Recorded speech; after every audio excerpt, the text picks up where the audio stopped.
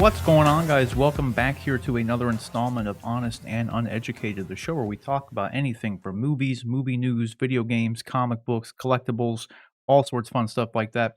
We got a lot of stuff to break down here. We got some Spider-Man leaks. We had some Flash leaks the other day as well, and then the showrunner and writer, I think was either the writer or the showrunner of Loki, confirms that Sylvie is actually her own character. So we're going to talk about that too. We got our first kind of look-ish. So Noah Hawley was talking about the Aliens series that he's currently developing, so I'm very excited about that. We got our first kind of information about that. But nevertheless, before we get into all of it, joining me today to help break this stuff down is none other than John Knight himself. How you doing today, John? I'm good, man. I'm glad to be back on. I guess I was here last week, but I missed a week before. But lots of news to go over, lots of leaks, lots of boats that need plugged in the world of entertainment, I guess, right now. Yeah, for sure. And then just recently too, I mean, this is kind of off the top, but Black Widow. People have seen Black Widow, so we've got reviews of Yeah, Black that's Widow. true. So we're Yep. hearing. I've. It's strange. I've heard some mixed things about it, but Yep. the only thing that's bummed me out about it is that, like, kind of, I was telling you this, is that unanimously, even the people who like the movie and the people who dislike the movie have all unanimously said that Taskmaster sucks. So, like, I'm kind of bummed out about that. Because, like, not that Taskmaster is some cool ass villain by any means. Like, he never really is, but he looked cool. So I was just hoping that, hoping he was cool, I but mean, in theory, he's a pretty cool villain. I mean, you're talking about somebody that can mimic the abilities of or the movements of all the Avengers, but he also, I guess we'll find out what his backstory is and what his motivations are and stuff. And he may be more of a one-dimensional character. Sometimes movies have those, so it is what it is. yeah, like, I think I heard, like, he doesn't even, like, talk, like, at all. Mhm. Like, he has, like, no Which, lines. which to be fair, I mean we had trailers before the pandemic even hit for Black Widow released, and now we've had the entire year and a half of pandemic time where they've tried to keep the fact that Black Widow was coming out in people's minds, and we've never heard him speak. Not in any of the trailers, not in any of the, the whatever. They're not even trailers, just kind of the hype reels that they've let out for it. We've never, which. So yeah, not surprising to me that we haven't, because you would have expected somewhere along the way for there to be at least one line of dialogue to slip out from him. But Yeah, it's just strange because he's always, like, he's normally portrayed, like, even in the Avengers game, he's a real talkative guy. And, like, even in sure, the Spider-Man games, he's, like, real talkative, he's kind of like a cocky douche kinda personality yeah, normally, and, like, it's weird for them to have him pretty much just be a honestly, I haven't seen the movie, so I don't really know, that's why I'm not really saying yeah. spoiler alert here, it's just speculation from what I've heard, but it's an odd choice for them to have him just be this kind of, like, voiceless soldier kind of guy. So it seems like they've made him out it's just like a mind-controlled assassin who just doesn't Yeah, has no mind of his own, just kinda is there and just does shit. I don't know. yeah, Not that I expected him to be great by any means, but it's just, I don't the yeah. weird thing is they only ever showed Taskmaster, but he's, obviously not the main villain.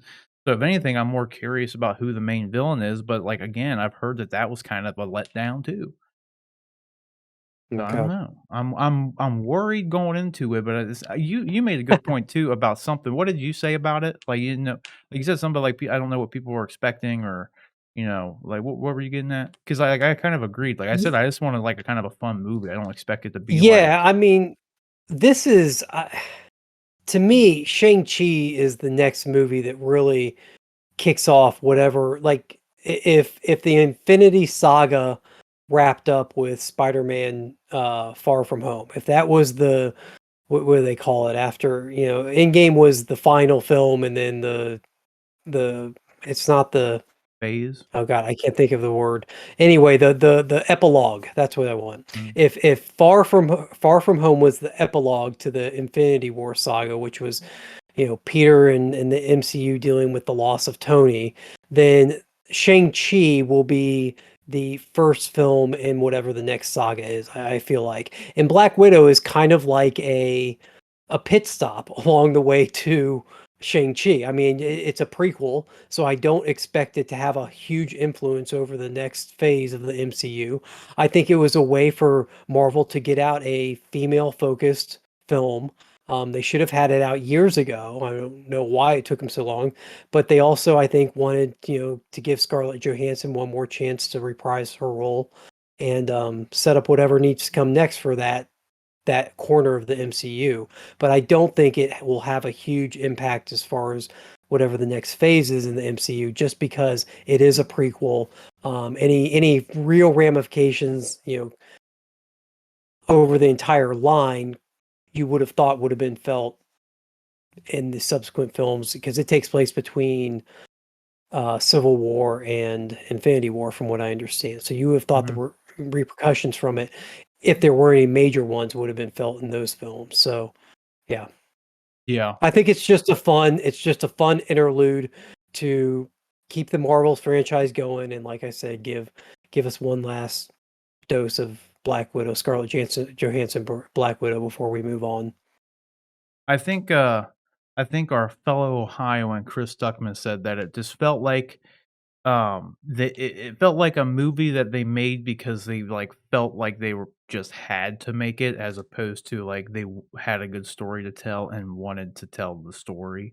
It's like you said, it shoulda came out, like, in 2014, this movie, so it's like Well, now fans pretty much have demanded the film for so long, and then so they just, like, felt, like, obligated to do it, like, here it and is. Right. to be fair, I mean, to his point, you have Captain America. You take the original six Avengers. Hulk had his own movie at one point, even though it was Edward Norton He Hulk. kicked it Iron off. Man had, yeah, Iron Man had his own movie. Cap had his own movie. Thor had his own movie. The only two that didn't are Black Widow and Hawkeye. Hawkeye is getting his own series.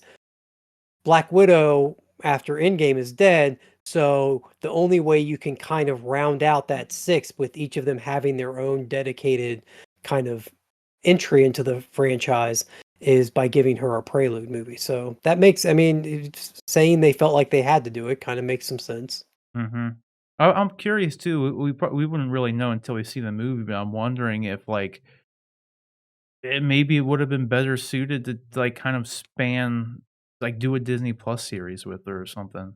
I know Scarlett Yeah, Johansson probably wouldn't have as much time for it as, someone else, but I mean, sure, either way, I'm just wondering if, like, I don't know, maybe if it could be expanded on, maybe it would, I don't know, would be a little bit better, who knows? Some things are better suited for that, some things aren't.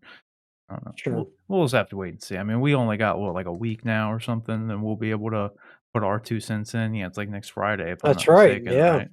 Or is it on the yeah, it 7th or the is. 9th? Can't remember. It's One the of the 2. ninth, Yeah. a week from Thursday, this past Thursday, I think. Yeah, the 9th is Friday, so we should be able to see it, like, early Thursday, yeah. Yeah, So, I've got tickets for Thursday yeah. evening. So the preview shows from Thursday night preview shows. Yeah, I still haven't decided. I might end up just watching it here at home, in all honesty. Like, now that I've You gonna heard, do like, the kinda mixed things go the about it. Disney Plus route? Yeah, I might. I don't know. Yeah. We'll just have to see. Like, I don't know. No, I've the last. I mean, Far From Home was the last MCU movie I got to see, and it's gonna be close to 2 years since I saw that. So it's time. I need to go back True. into the theater and see an MCU movie. I'm definitely going to see Shang-Chi in the theater, though. Yeah, I gotta see yeah, Abomination, and even if you're gonna be in there for 10 seconds, I gotta see, I gotta see that. Like, and Fin Bang Boom, I gotta see all that stuff. I'm yeah, stoked for that. So, we'll see. But nevertheless, we'll be able to put our 2 cents in on whether Black Widow is a disappointment or not here in a week. So, we'll probably talk about that on stream, I imagine, because it's on a Friday. Yeah, it'll yeah. be on a Friday, so that'll happen next week. But nevertheless, let's start breaking down some of these topics. But do not forget, guys, you can submit topics and questions for us to address on this very show by emailing us at honestanduneducated@gmail.com. That's honestanduneducated@gmail.com. And as I said, we do streams every Friday. So next Friday, normally we start around like 8 to 9 p.m. Eastern time, somewhere in that area. So, come hang out. We'll be talking about Black Widow, obviously. We'll talk about episode 5 of Loki because now we have to do our we don't have to, but we pretty much have to do our Loki reviews on Fridays now because it comes out on Wednesday. So, we normally would do it on the show, but, by then, the next episode's out in 2 days. So, we do that there. But then we also have our collectible reviews go up every Wednesday. The most recent one I did was the Beast Kingdom Dark Knight Rises Memorial statue. So this review is up on the channels now. It's a very good piece, so you can go check that out there. Can you hear me, John? Yeah, I can hear you. I might be DOA. Streamlabs seems to have just froze. Even though Can I'm you hear on me? here. Yeah, yeah, yeah, yeah. I can hear you, but like I don't it's hard like, the time is no longer ticking, and Yeah. my mic is not being picked up. I'm probably gonna have to relaunch Streamlabs. Give me a second. Oh my god, it's Okay. back. Maybe I'm still am here. Alright, cool, technical glitch. Let me go back. I'll play this back here in just a minute. That's froze again. Oh god. It'd probably be best just to go ahead and restart it. Like, give me a second. Okay. Okay, wait, I'm back again. I'm back. We'll see if I can finish out this segment here real quick, and then we're froze again. Nope, it didn't freeze. Okay. Yes, collectible reviews go up every Wednesday, so if that is there, you can go check that out on the channel now. Hopefully, this is all here. Actually, I don't even know if it's worth being on here now with all that stopping and go there, but nevertheless, you can go check that out. I am gonna stop this really quick just to make sure that this is actually being picked up before we get into our next segment. So, give me 1 second. Alright, guys, sorry about that, the little, technical hiccup there. Looks like everything was still good to go, so we're gonna keep going on here, obviously, so apologies if something like that happens again and I have to kind of cut a segment short real quick and kick back into it. But nevertheless, before we get into our first topic here, I did also want to add that I did recently on stream. I went up and I actually did a quick collection kind of preview. So I actually have this little segment here of my collection as it kind of stands right now. Like I said, it's kind of a more of a collection preview. It's more of an informal video I just shot on my phone real quick just to kind of show off the current status of everything. But that clip is also up on the channel now. So you can go take a look at this stuff and then let me know what you think about that. That is there as well. So there it is. And that's all I got here kind of for any off the top. So let's get into the first topic here. And our first topic is going to be the Spider Man No Way Home. It's a movie that's been I don't know. There's we found out that Alfred Molina's coming back from Spider-Man 2. He confirmed that he's playing the exact same character. We first found out though that Jamie Foxx is coming in to reprise his role as Electro from well, actually, the only we actually don't know technically speaking if this is actually going to be the Jamie Foxx Electro from The Amazing Spider-Man 2 because he even said that he's playing Electro but he kind of indicated it's gonna be a different version of Electro, but then they made him delete those tweets, so he obviously hasn't really been able to elaborate on it, but nevertheless, Jamie Foxx is back as Electro, and then, we imagined that Doctor Strange was gonna be in it, but it kinda seems that he is gonna be in it, because we know it was gonna tie into Doctor Strange Multiverse of Madness. So, obviously, with the return of Jamie Foxx and Alfred Molina, it seemed like some multiverse or Spider-Verse shenanigans were gonna be happening in this movie, but we've had some leaks recently here that definitely seem to indicate a couple of different things. And, the first kind of major one is that, like I said, there is one these came in the form of 2 different things. Initially, it was just Lego sets, so there were some pictures of some Lego sets that dropped, and then there were after that, some, like, not 6 but 1/12 scale, like, 6-inch figures like the Marvel Legends, and they show off the new suits. So, a little bit better than the Lego sets do by any means. So, we have these 2 new suits here, and in the Lego set, I was telling John when these things first dropped that it actually seemed like to me that this suit on the right looked like a combination of the Far From Home, upgraded black and red suit, and then some elements from the Iron Spider suit. And I said, like to him, like it would actually be cool if they in the movie they show Peter being smart like he's supposed to be. Like, in Civil War, he explains to Tony that he made the webbing himself. We know that from comic lore. Peter Parker is a very smart guy, but I think that's one area they have kind of failed Peter Parker in the MCU is really just showing off like how good Peter Parker is on his own. They've like kind of made him they made him out to be Iron Man Jr., and he's getting all this assistance from Tony Stark. Like, I wish they would've leaned a little bit more into, you know, Peter and, like, showcased how great Peter was. So if they have a scene where he is upgrading his upgraded suit and taking elements from his Iron Spider suit and merging it onto his, Far From Home suit, the upgraded suit, I think that would be pretty cool. But that's what this suit even kinda just looks like to me, like, it kinda looks like he has the golden literally just took the golden spider logo from the Iron Spider suit and put it on this suit. And then in the Lego set picture, you actually can see on his wrist gauntlet, he has the Iron Spider, like, gauntlet on there. Now granted, these are toys, so they could be entirely these may not be in the movie. You never really know. Like, a lot of times, the toys don't really mean anything, and we'll actually have some more evidence of that here in just a second as well with some of these toy leaks themselves. But the other interesting thing is this just purely black and gold suit with the red, on the gloves here. This kinda looks like a Miles Morales inspired suit. So who really knows what this could mean? Like I said, this is a multiversal kind of story, it seems, no matter how you look at it. So maybe Miles is actually in the movie? Or maybe it's I don't know, just a different Peter in a different suit? Like, I really don't know. Maybe this is Tobey Maguire in a new suit, you know? Who really knows? But I think, John, you would agree, this definitely looks more like if this was gonna be anybody other than Peter, like Tom Holland Peter, I would say this would have to be Miles Morales based on the design of the suit. Like, that would be my Yeah, 100% guess.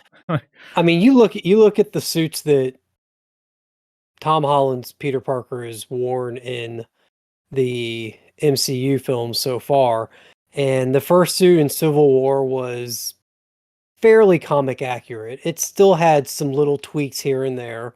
You got a little further away from it. It all of them have eh, they feel like the classic suit, but they definitely have their own MCU spin on them, and this would fall in line with that. If this feels like the classic Miles Morales suit, but maybe with its own MCU spin on it. So, yeah, I think it's if this figure does come from the film and it's not just an upgraded stealth suit or something like that, then yeah, I would not be shocked at all to know that this was Miles. Mhm. My only other I'd be guess a would little be, like, Tobey Maguire. Like I don't know yeah. why. It just kinda has the look of, like, none of Tom Holland's suits have had, I don't know what it is. There's something about the way the chest looks reminds me of I'd have to look at his suit, though. Tobey Maguire's Spider-Man suit. I'm pulling this up. I don't know why I His didn't Spider-Man suit it had the raised webbing on it. It was Mhm. um It has a much bigger spider logo on it than I remember it having.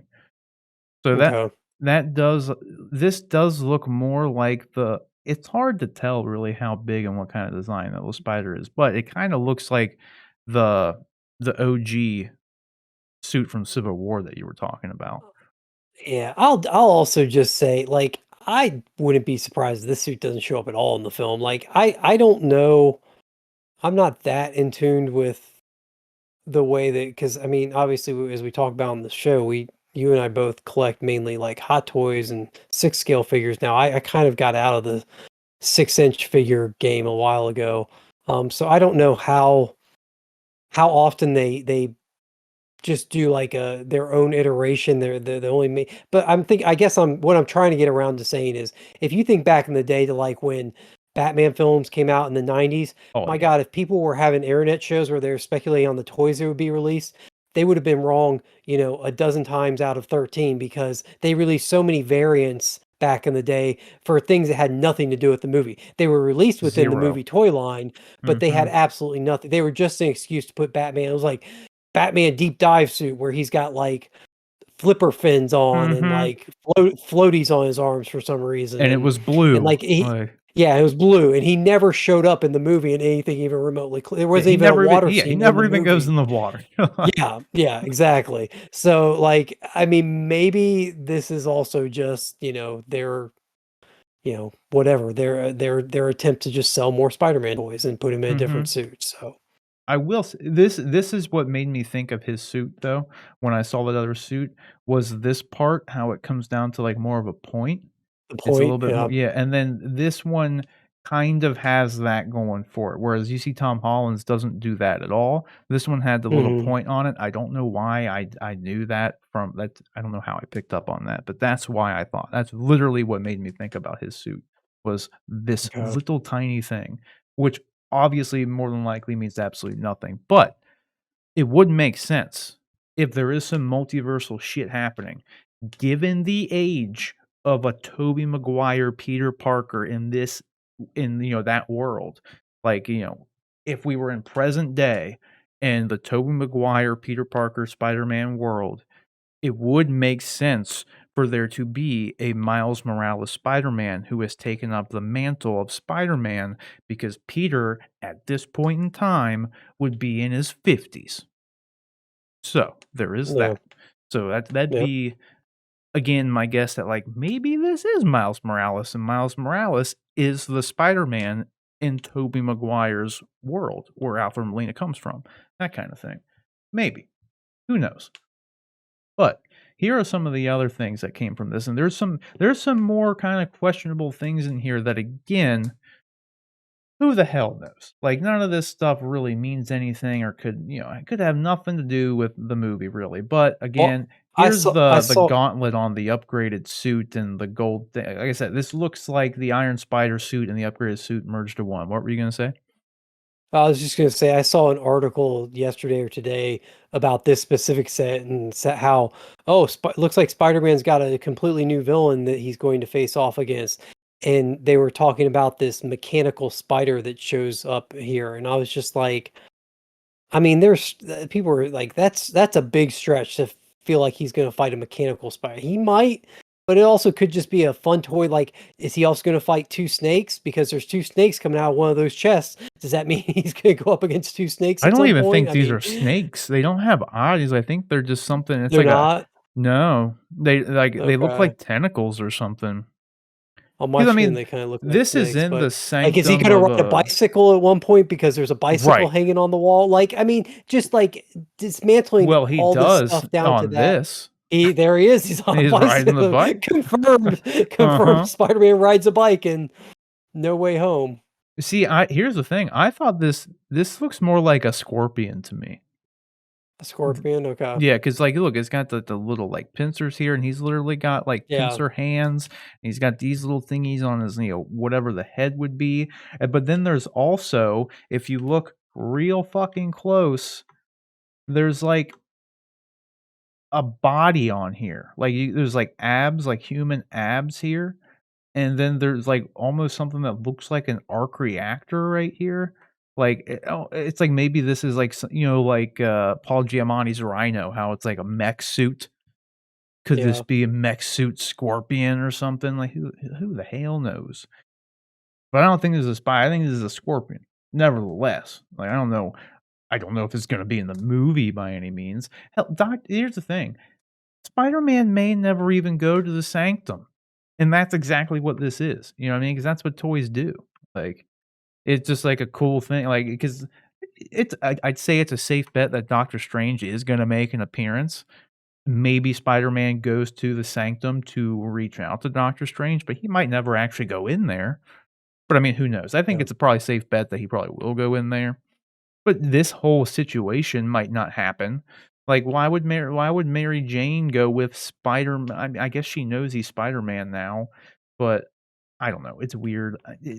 this is just such an odd layout of a scene that, like, it just does make it hard it's hard for me to believe that anything in here is actually gonna happen other than the suit, like, obviously, like, I think the suit is a safe bet, but I don't know. It's weird. It's interesting because like, here's another better look at this, like Because you're seeing it replicated across toys. You've seen mhm, it now in Lego sets, and you're also seeing it in the 6-inch, or the Legends line too. So I exactly. think good bet to be, like, pretty confirmed. I'm Mhm. I'm I'm I'm really surprised that Marvel is kind of, for lack of a better way, lack of a better way of putting it, botching this release because usually they're on top of the game. Usually I'm not sure why they're holding the Spider-Man trailer back so long. Maybe it's because of something that happens in one of the shows that's in Loki or in um I wouldn't think Black Widow, but maybe Shang-Chi. I don't know. I mean, you've got Wong in this set. If Wong shows up in the Spider-Man movie, maybe there's some connection back to the Shang-Chi movie, and they're waiting. I don't know for sure, but they've got they've got Shang-Chi, Black Widow, Shang-Chi, and Eternals before we get to Spider-Man, right? Yeah. So they probably don't want to trailer overload everything. Like we may I not get a Spider trailer until Shang-Chi. I don't know. I think there's a solid chance that they drop the first Spider-Man trailer with Black Widow, Widow, okay. but then at the absolute latest, it would be by Shang-Chi, like, Yeah. with that movie. Or obviously the third option would be it dropping somewhere in between, like, just randomly, like, they just put it out. But I mean, I'd say at this point, it would be better for them to put out the trailer just to get ahead of some of this stuff. Because at this point, it's almost a safe bet that just more stuff is gonna get out. In my opinion, at least, it's better to have, like just like Shazam did, Shazam 2. Like, you have these shitty set photos, and it's like, instead of letting this stuff just happen, just release a high-res picture and just move on, because then no one's gonna care about the set photos that keep coming out unless it's something actually new, you know? Because if Yeah. they were release like, even just a random teaser trailer, no one would talk about these Lego sets anymore, really. But here's one of the interesting ones, and we were having a sort of debate about some of these because there's another one that's kind of interesting here. But this one says, "Inspired by Marvel Studios' Spider-Man: Homecoming," and you see there's Vulture, and, there's this weird thing here, but Spider-Man's in this new suit that's here. So again, I find this like well, not really again because I haven't said it on the show yet, but I find this to be highly peculiar. Of all things, if you're making something inspired by Spider-Man: Homecoming, why would they put the new suit in here? Why wouldn't it just be the regular suit? Like the one that he actually wore in Spider-Man: Homecoming. Not that Vulture's gonna be in the movie by any means. Like I honestly don't think Vulture's gonna be in Spider-Man: No Way Home. Like, I don't. He's obviously in Mobius or not Mobius, but Morbius, like, obviously. We've seen that, but I just find that to be kind of odd. But, yeah, so you have this set, and then there's just more pictures of it. The webbing being gold, I find that to be kind of odd too. Like, do you think that means anything? No. Like, of I think anything? this no, I'm not. You know, again, I like this black suit one. I'm just curious if it's gonna be just kind of just another way to sell more toys. Not even necessarily relate to the movie so much. Like, what if that Legends figure that we saw a preview of also says on it, like, inspired by Homecoming? They just recolored it or something. I don't know. I just don't know why that one would be inspired. Like, it just doesn't make any sense. I understand, like, the idea of having Vulture and, like, it being a Vulture set, like, and putting it on there. I don't think it would have anything to do with the suit, though, because like, that's what I just the fact that they put this suit in this Spider-Man: Homecoming inspired set, I that's what's weird to me of all things, and what the main reason I even think it's weird and stands out to me is because they have also released here a inspired by Spider-Man Far From Home set, but it's branded with No Way Home stuff, and he's wearing they put the correct Spider-Man suit figure in this one, like, he's wearing the regular black and red suit that he had in that movie. So it just makes that other Spider-Man Far From or the Homecoming inspired set where he's wearing one of these new suits, whether it's in the movie or not, it's a newly designed suit. So, like, why would you put the, canonical suit in this set, but not the other set? So that's why maybe there's a chance Vulture actually is in the movie, maybe, but it would definitely, in my opinion, rule out the Mysterios in the movie, like, 'cause I don't think that's actually happening, but I don't know. This is weird to me, like, the fact because Well, you're see, y I would think, for me, I would think there's a much better chance that Mysterio makes an appearance in the movie. I mean, the whole That's crux true. of the last movie, the thing that the storyline that has to be picked up in this movie is the fact that Peter Parker's identity has been revealed by Mysterio to the world. Whatever happens has to come out and be born out of that revelation at the end of Far From Home. So I would definitely think that Mysterio may in some way make a reappearance or at least be referenced and show up in flashback or something because It's that's going to be a fair. huge part. Yeah. Yeah, well, yeah, that just reminded me. They also released the J. Jonah Jameson with this line of, the 6-inch figures too. Which So, actually looks pretty good for a it 6-inch it figure. does. It looks pretty They decent. did a good job with that. Yeah. So this at least does confirm, in some ways that he's gonna reprise his role. I think that's a safe bet. That he'll be back, Yeah, J. Jonah will be back for No Way Home, and they're gonna just keep him bald, which I bet he's kinda happy with, so he doesn't have to go through the whole hassle of putting on the wig, like, sure. because he It was a was pretty going. it was pretty bad. It was a pretty bad wig in the Tobey Maguire ones. I The thought it flat worked top that they fine, gave him, though. it was fine. It Yeah. recreated the classic Oh, yeah, '60s dude, 100%. Steve Ditko look, but yeah, And it was right out of the it animated it was series. dated. It was Yeah. dated, yes. Yeah, he was literally ripped right out of that TV series, like, that's exactly how he looked and acted and everything. So I thought that was great. But they were gonna do the wig, they just ended up shooting this, like, scene with him in No Way Home last minute, that they didn't have time to get a wig made, so they just left him bald. Mm, So, that's why it's like, yeah, I guess now, like, he canonically has to be bald, but, I mean, they coulda had some fun with him getting the wig, and then Peter could make fun of him for having a wig, like, that would've been some good stuff, like, it could've been yeah. anyway. But yeah, so what are your overall thoughts on these figures? Do you think it's anything that, is anything pique your interest with them? Or are you just like "Well, we'll just see what happens." You putting any stock in anything on here? No. What's it say to you? No, I'm fully in the we'll see what happens. I mean, like, this is I think the suit looks pretty cool. I'm more of a traditionalist, so I like to see Peter in the blue and red. Me And too. they haven't had him in that costume much. I mean, he was in it in Civil War for a minute and part of Homecoming, but since then he hasn't been in his classic suit much. So they are finding reasons to put him in different suits. And I'm guessing part of that is I'm guessing Sony's driving some of this. Sony's the one licensing out these deals for the tie-ins to the movie. So they want their cut of the licensing. So they probably want different costumes and stuff too. Um, but I don't know. all that being said, the suits look fine. I've been much more intrigued in this movie by the casting that we've heard and the supposed casting that's going on. That's what has my interest in this peaked much more. None of this really made me get that much more excited for it. I'm already as about excited as I think I can get. Mhm. I'm totally with you, honestly. The only thing that these things Which did for which me was sounded just confuse me. yeah. Yeah, my enthusiasm may be a little muted. It's just a little late right now, but I It's swear true. I'm pretty darn excited for this movie. Yeah, I'm stoked for it.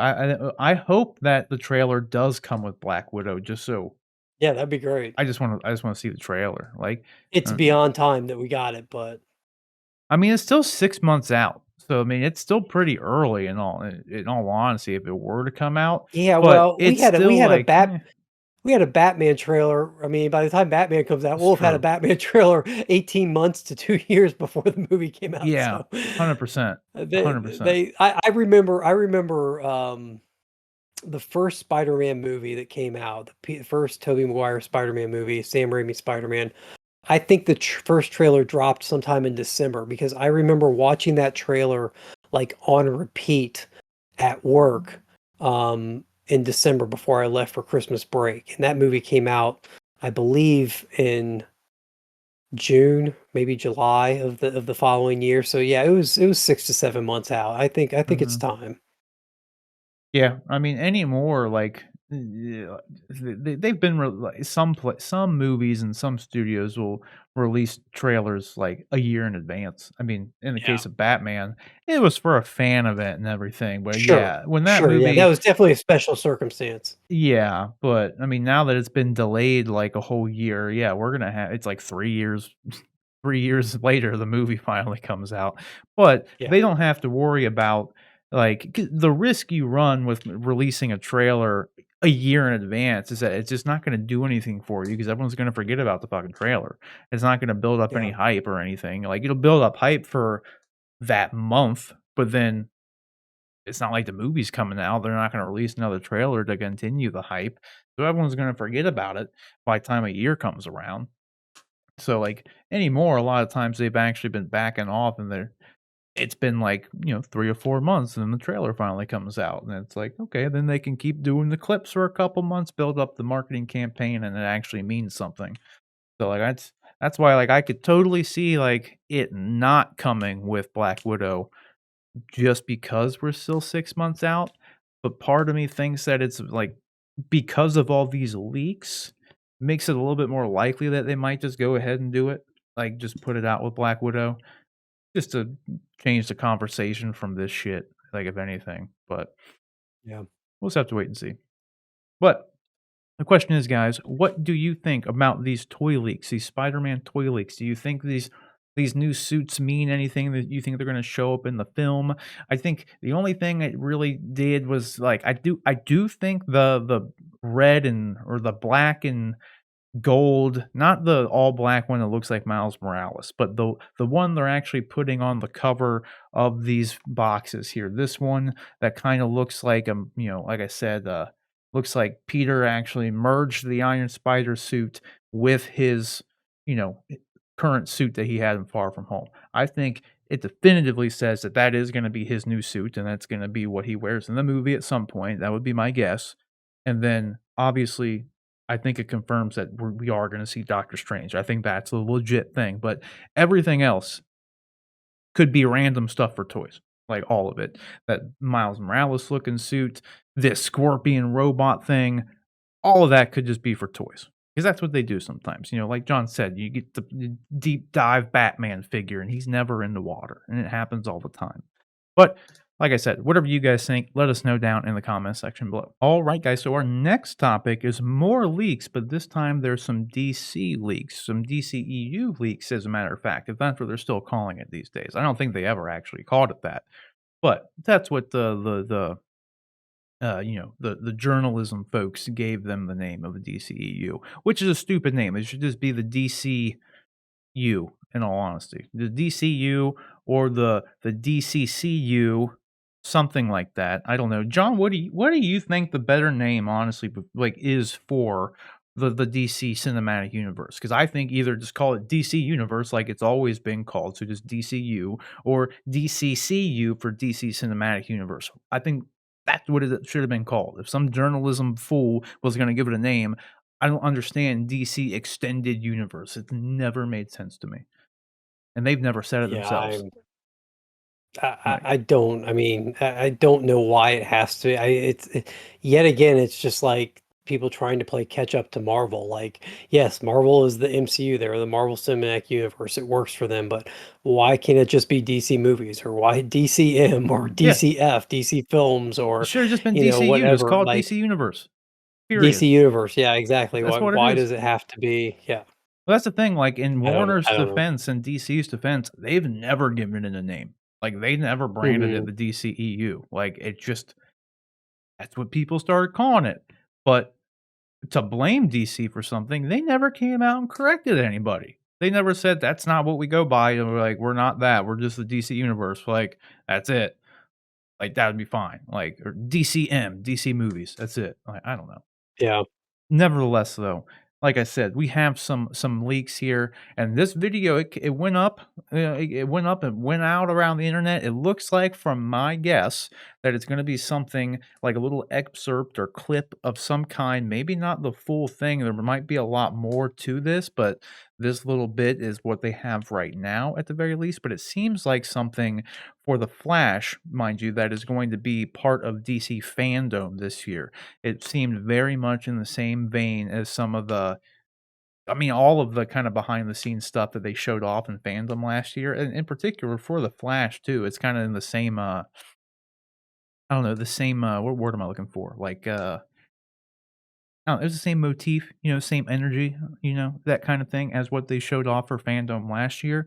So, it's pretty much taken down everywhere right now, so it's kind of impossible to find if you haven't found it, and I guess a spoiler warning if you don't wanna see anything, nothing actually gets shown off in it because what was shown were a couple like, there it was all concept art, and then it did show off some scenes that, uh there was someone in the shot, we'll say, and that you don't see who it is because the people who actually have put this thing together, at Warner or at DC or just on the Flash marketing team or whomever, they kinda put their own little yellow warning sign that says "spoiler alert" over top of certain characters in those, that concept art shot.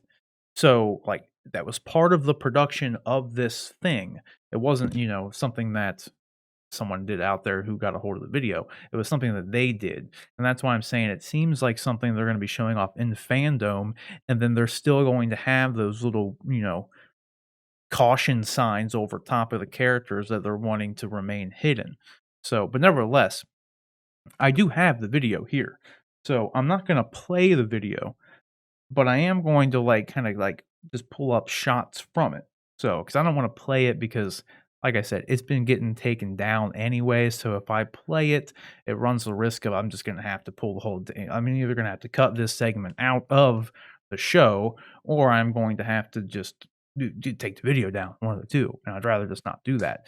So I will go through and just kinda click through some stuff just so we can actually see a little bit of it. I have it on a screen capture from, a cellular device of some kind here, so if I do play it, it probably won't matter. It shouldn't, like, really hit an algorithm because it's not really the same kinda thing as what it would be looking for, but here it is nevertheless. So it starts off with, Ezra Miller is talking, but he does say something interesting here as he's like, there's lots of Batmans or Batmen or whatever. He doesn't even know what the plural word is for Batman, like, which I thought was kind of funny because it really isn't one technically. But I think if anything, despite like the obvious shots where they put up those aforementioned, spoiler warning little flags, what this little segment did was confirm that, like, Michael Keaton's Batman is in a hell of a lot more of this movie than I think anybody initially thought.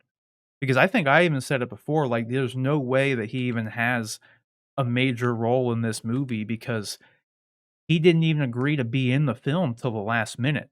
And you normally don't shape a movie around a particular character until you know that you're even gonna have that character exist in your movie. Because if Michael Keaton ends up not signing up for this movie, you gotta go back to the drawing board if he's playing a very big role. You know what I mean? Unless they recast.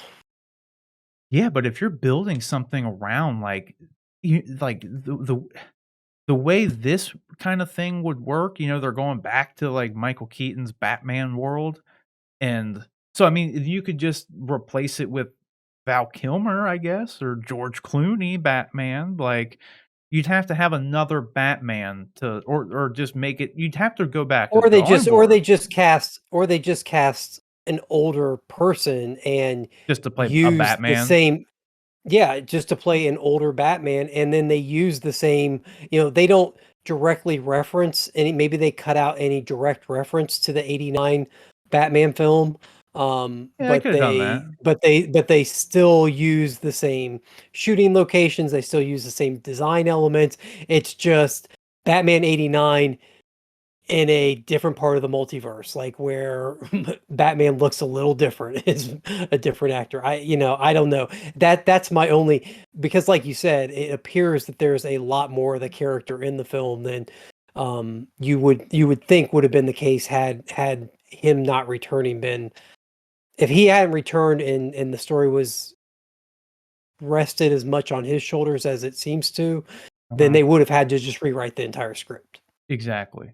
So that's the thing though, because I do agree, like, they could have just done just cast any old guy to play an older Yep. Batman and just, like, have Barry do the same exact things that he's gonna be doing with Michael Keaton's Batman, but it's just this other older Batman, and like you said, you just y and you they could still directly reference events from Batman '89, technically, but it's just Yeah. but do you think that would have had it obviously wouldn't have had the same effect, so I don't know if that would have Oh been God, no. you know what I mean? Exactly, so I almost think When it the would have when the been first better.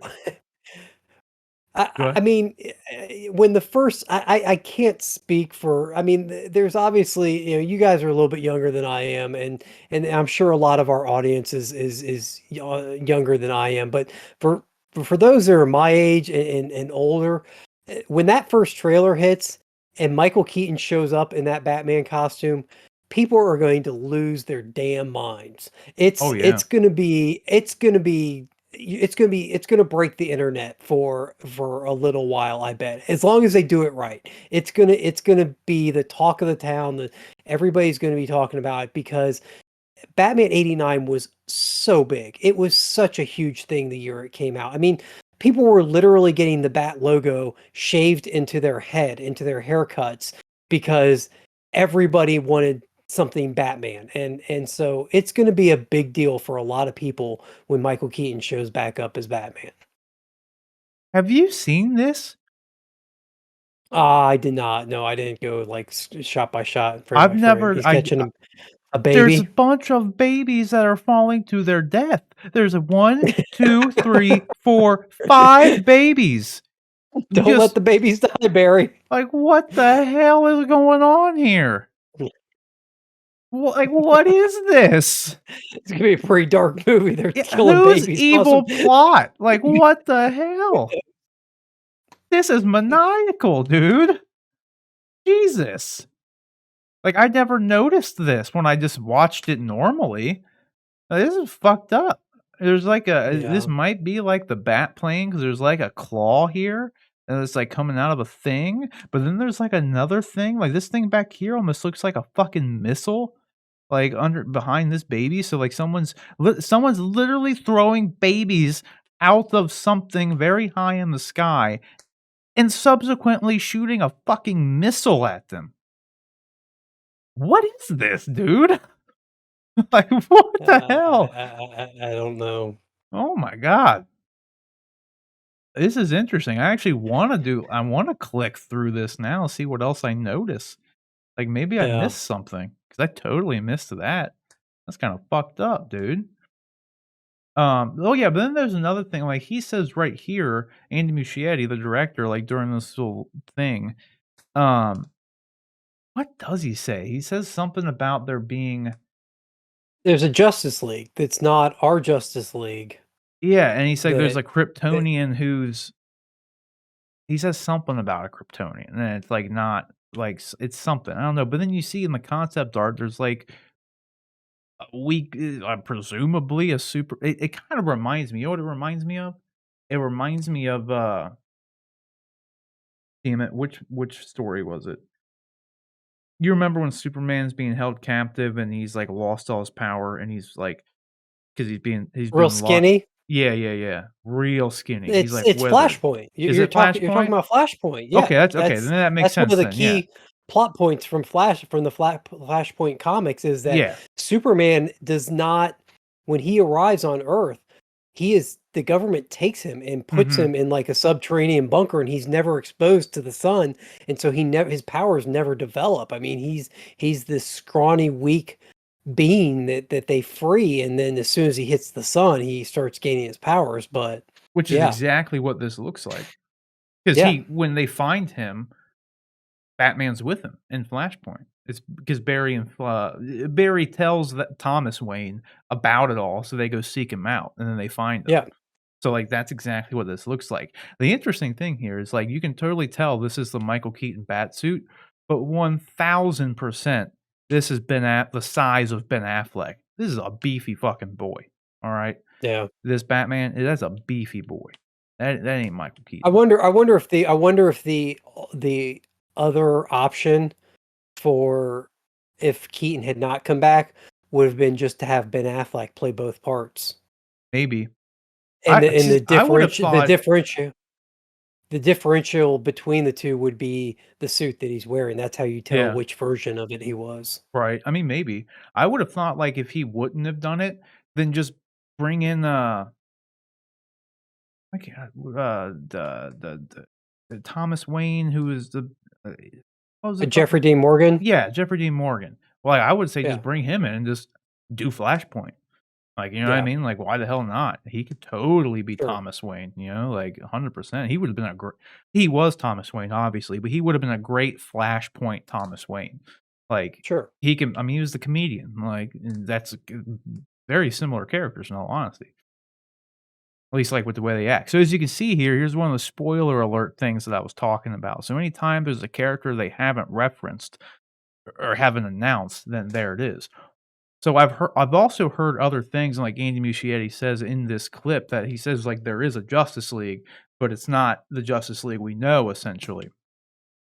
And I've heard that there are a lot of people in this movie, like, a lot of people, like, DC hero-wise, that no one knows about, obviously, but there's almost confirmed rumors that Gal Gadot's Wonder Woman is in the movie, like, and has shot stuff for the movie already. So there's one of these, I think it's one of these, I'll try to pause it on here, where you can actually see, like, someone holding it has one of the spoiler alert signs on it, but it looks like you can see someone holding a sword and shield like Wonder Woman would. Did I go too far back? I think I went too far back.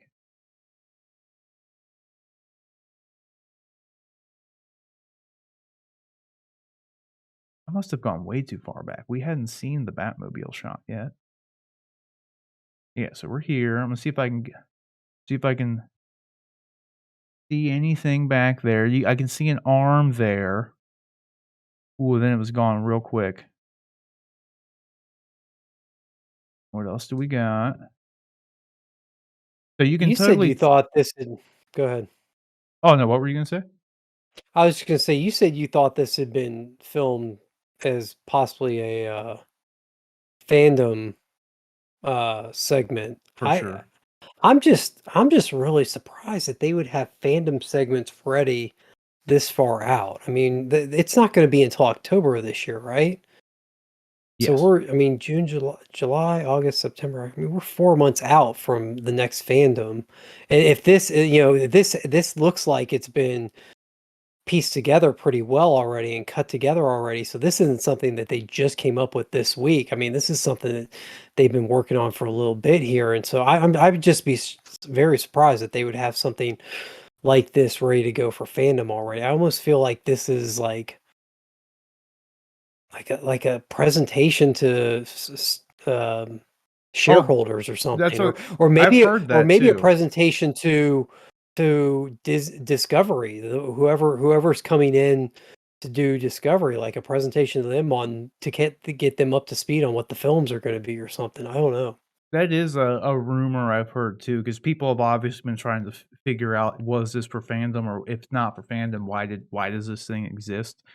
And that Yeah, was one of the theories I heard was like, well, it was probably for a shareholders meeting, like, and that's what, like, they were showing stuff off to the shareholders, and now that they are part of this new company, there's new shareholders involved, so it would make sense for them to have to show off and justify, current things, like What they're things that are doing, yeah. exactly. So I mean, that could be it. And either way, I could totally see this thing showing up at fandom, whether or not it was for the shareholders thing or not. Now, in this shot, I guess what's interesting here is that in the other shots, he was wearing his new suit, and this one, he's still wearing the Snyder Flash suit. And then the spoiler alert here is over top of a character who is a very small frame. So my guess is this is Wonder Woman sitting here. Like you can see, there's like a little black. She's wearing a black shirt. Whoever it is, I think it's a girl because they're smaller than Barry. It's like obviously very impossible to see, but you don't really see much of it. But that's what it looks like. And then right here is the sword and shield character. Because it's obviously not Supergirl because they've shown off Supergirl, and in the concept art, they don't show the spoiler alert stuff over her because it's already been announced. So, Yeah. but this looks But like literally a The shield Green there. Lantern character hadn't been announced, right? And they're showing him in a couple shots. Did they? Wasn't that a Green Lantern that's in the shot with the Superman? The one where we went back? Yeah, Like yeah, the just a one couple before? seconds ago that we were talking about. Yeah, when you saw it when we were talking about Flashpoint Superman, how that like child or that scrawny person that's on the ground, Mhm. there was some glowing character next to in the Oh, right that of was the front of the Barry. frame there. That was Barry. That was Barry? Yeah, in his new suit. I can go back. Oh. I'll go back. No, that's I mean, let's finish Because this that's out. We can Flash right there. There's Supergirl. There's Batman. And then there's a sword and shield looking person here, which is more than likely Wonder Woman. And then, yeah, it goes up real you see a lot more right there. Let me try to pause it right on there. Ooh, too late. yeah, that spoiler kinda jumps Bam! up, doesn't it? There it is. Honestly, it doesn't even look like they're actually holding a sword here anymore. It doesn't even look like a shield either. Yeah. It's really small on my screen, I cannot. It's small on this screen too, honestly. Yeah. It's hard to tell. My guess would still be It's Wonder Woman. It would make the most my sense my for it to be, but my best guess from what I can see is that it's someone with legs. Ooh, that's true. So Yeah. it does rule Yeah, out, they do have legs. it's not Barbara Gordon then. Not Not Aw, not Barbara too Gordon. soon, too soon. And so, yeah, here again, here's Supergirl, here's Barry in the street clothes, Michael Keaton Batmobile. I love that, the Michael Keaton Batmobile, yeah, and then this shot we already saw, Mhm. this was the fandom shot from last year. Yep. And that is the same suit that he's wearing in that other scene. Let me try to find it again. Coming up here. So, yeah, Yeah, right this one there, right that's Flash. There's his little lightning bolt and the helmet and everything. wow, That's that head looks kind of elongated, I thought that was a Green Lantern. mm. Yeah, that's Oh, Flash there. Then whoever's back here could be somebody. I mean, that's obviously somebody. It's impossible to know. Like, since there's Supergirl up on the roof and they're not hiding Supergirl, it's not Supergirl. But there is that other character there with the spoiler alert with all them on the roof. So my guess is Wonder Woman right here. It's who the hell knows, but there's only that the spoiler alert thing only comes up 3 times, once there, once in the car, and then once on the roof, and each time, it kind of looks like a girl figure. So, like, especially this one, because like, the frame of this person literally looks smaller than Barry. So, like, you can my guess is that this is Wonder Woman, like, Gal Gadot's Wonder Woman is also in the movie. But I could see them honestly I could see them probably actually revealing that at Fandom, in all honesty. Like, I could see them releasing this same thing without the spoiler alert stuff on it, like, 'cause I don't think they'd really care. Now, it is kind of I hate early for them to I do that, though. I hate to say this because I'm just like this is like raising hopes up way too high. Henry But Cavill. what are the yeah, yeah. No, I wish. Uh, What are the chances it's Terry McGinnis?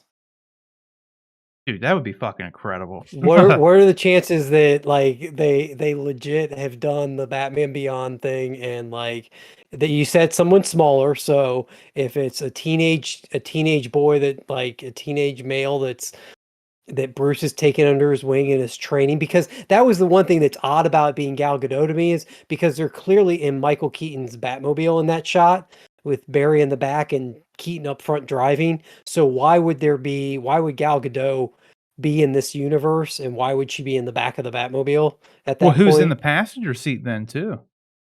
Well, true. So who would be Um, there? There could yeah, be I another, maybe Supergirl. there could be another Maybe character. Supergirl. Supergirl could be in the 'Cause front too. yeah, So, Batman obviously knows who Supergirl is. So, but like, they're if it chilling. is a smaller person, if somebody that's a younger person that's the age of a teenage Terry McGinnis, they could be. The only thing that makes me think it's not, and maybe, like I said, this could be a completely Because different why would they put character. a spoiler warning over it? Because nobody, not that many people know who Terry is, and he wouldn't be immediately identifiable. Yeah. Well, not so much that, because yeah, obviously nobody, if they were just drawing a human male, then yeah, Hmm. because obviously there wouldn't have, It wouldn't be a spoiler it warning. wouldn't be Yeah. anything. Yeah, no one would know who the hell Yeah. it was. But the I don't think this shot is. I'm not saying it couldn't happen, but just because this actually, from what this tiny blur of a character looks like, it looks like they're wearing a skirt and boots. The shading of this makes it look like the boots go up to right underneath the knee, and then it looks like a skin tone, and then there's shorts or a skirt up here, and then on the arms, it's the same way. You can see skin tone here, and then gauntlets. Granted, it doesn't necessarily mean it's Wonder Woman, but it's the most obvious choice for that kind of character model. Otherwise, like, I don't know who the hell else it would be. But again, this is a tiny blur of somebody, like, who the hell knows? It could just be the way the light's hitting it. I don't know. Because, like, to your point, I at first thought that there was like a sword and shield there, but it really doesn't look like there is a sword and shield there. I think what people thought was a sword was the bottom of the spoiler alert thing when it was down there. Because unless you're Yeah. doing like a quick pause and unpause like I'm doing, you don't really, that it looks like a sword is there, but then once this thing moves up, it looks like it's just someone standing there. So it's really hard to say. Like, so I don't know.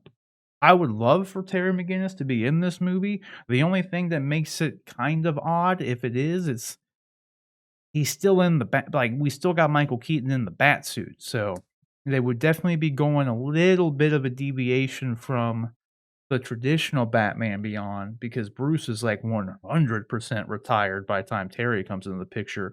But maybe, he's taking him in like Robin first. Maybe he hasn't fully retired, and he's more formally training a Terry McGinnis kind of character. Like, maybe Yeah. I wouldn't hate them to do that kind of a deviation to the Batman Beyond, like, story. Like, it wouldn't really change anything. So I don't know. I would love to see it. I don't think they would do it. I would hope at anything they do tease a Batman Beyond thing, since they did get Michael Keaton back. So I always thought, like, that would be the perfect thing to do, is if you wanna make Batman Beyond, get Michael Keaton in to play Old Man Bruce, because it would Yep. have people would be anxious to go see it because they know Michael Keaton. Everyone loved Michael Keaton's Batman. No one knows who Terry McGinnis is, so, like, Batman Beyond by itself with a no-name Bruce Wayne probably be a harder sell, but you bring someone in like a Michael Keaton to play that Old Man Bruce role, you get the asses in the seats, like, 100%. So, Yep. and plus I love Batman Beyond, so I'd really hope they just do it. But nevertheless, you got anything else you wanna add about the thing, the Flash stuff? No, no. Looks interesting. Yeah, I'm curious, and we'll definitely know more come Fandom, but we'll see. 2022 is going to be the year of the multiverse. It's going to Yeah. kick off a little bit early, and it looks like it might kick off a little bit early with Spider-Man in December, but Mhm. 2022 is going to be all about the multiverse in both DC and Marvel, it looks like. Yeah, I mean, it's honestly gonna be a huge year for DC anyway. They have, like, 5 movies coming out. So, Yeah. like, multiverse aside, like, they just God, have 5 fucking movies. That Flash movie is still over a year away, right? Mhm. Yes, it is. 'Cause we got Shazam, we got Batman, Shazam, Flash, or no, Batman Black Adam rather, because I think Shazam's coming out in 2023, right? I don't even think it's coming out in 2022. I think it's coming out in 2023. I don't remember. I don't remember. I know there's 5 movies coming out for DC in 2022.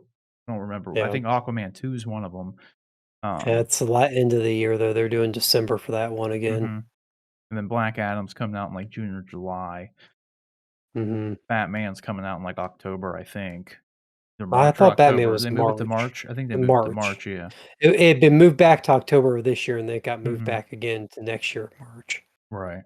So then there's, maybe DC, Super Pets is one of them too, that comes out in 2022. That is one of the 5, yep. Yeah, You're so right. then I can't remember what the 5th is, but Speaking of Batman in October, the Long Halloween, I know we don't really talk about the animated movies too much, but that Long Halloween movie was excellent. it was good. I thought it was the best DC animated movie that they've done since Under the Red Hood. I Yeah, used to love the DC probably animated was. movies, and I actually kind of fell away from them. Hadn't liked them in the few recent years. Dark War Knight was Returns good. was alright. They Dark Knight did Returns, but that's been years ago. it I was mean, after that's Red Hood, though. 5, 6 was it? Yeah, I'm fairly Okay, certain it was. I think so. okay. Well, I Mm, mean, they've just ever since they had Justice League War, I mhm. think was the one that kicked off where they had this continuity. Like they changed the story of the Judas contract to fit the new continuity that they had established with Justice League War, and then they changed the story of Batman Hush to fit with the continuity. All these changes they made to fit, and then by having the Apocalypse Justice League Dark Apocalypse. Was it Apocalypse Yeah, War? I can't yeah, remember what the Justice League title Dark was. Apocalypse War, yeah. Okay, well, once that film came out and they got rid of that continuity, like, and now they're back to doing faithful adaptations of classic stories, which is what they should have done all along. I mean, it was just excellent. I cannot say enough about how much I like that movie. It's fitting that you brought up Under the Red Hood because Jensen Ackles played Red Hood in that, and now he's playing Batman in this one, but Yes. Under the Red Hood did come out in 2010, and then, Dark Knight Returns came out in 2013.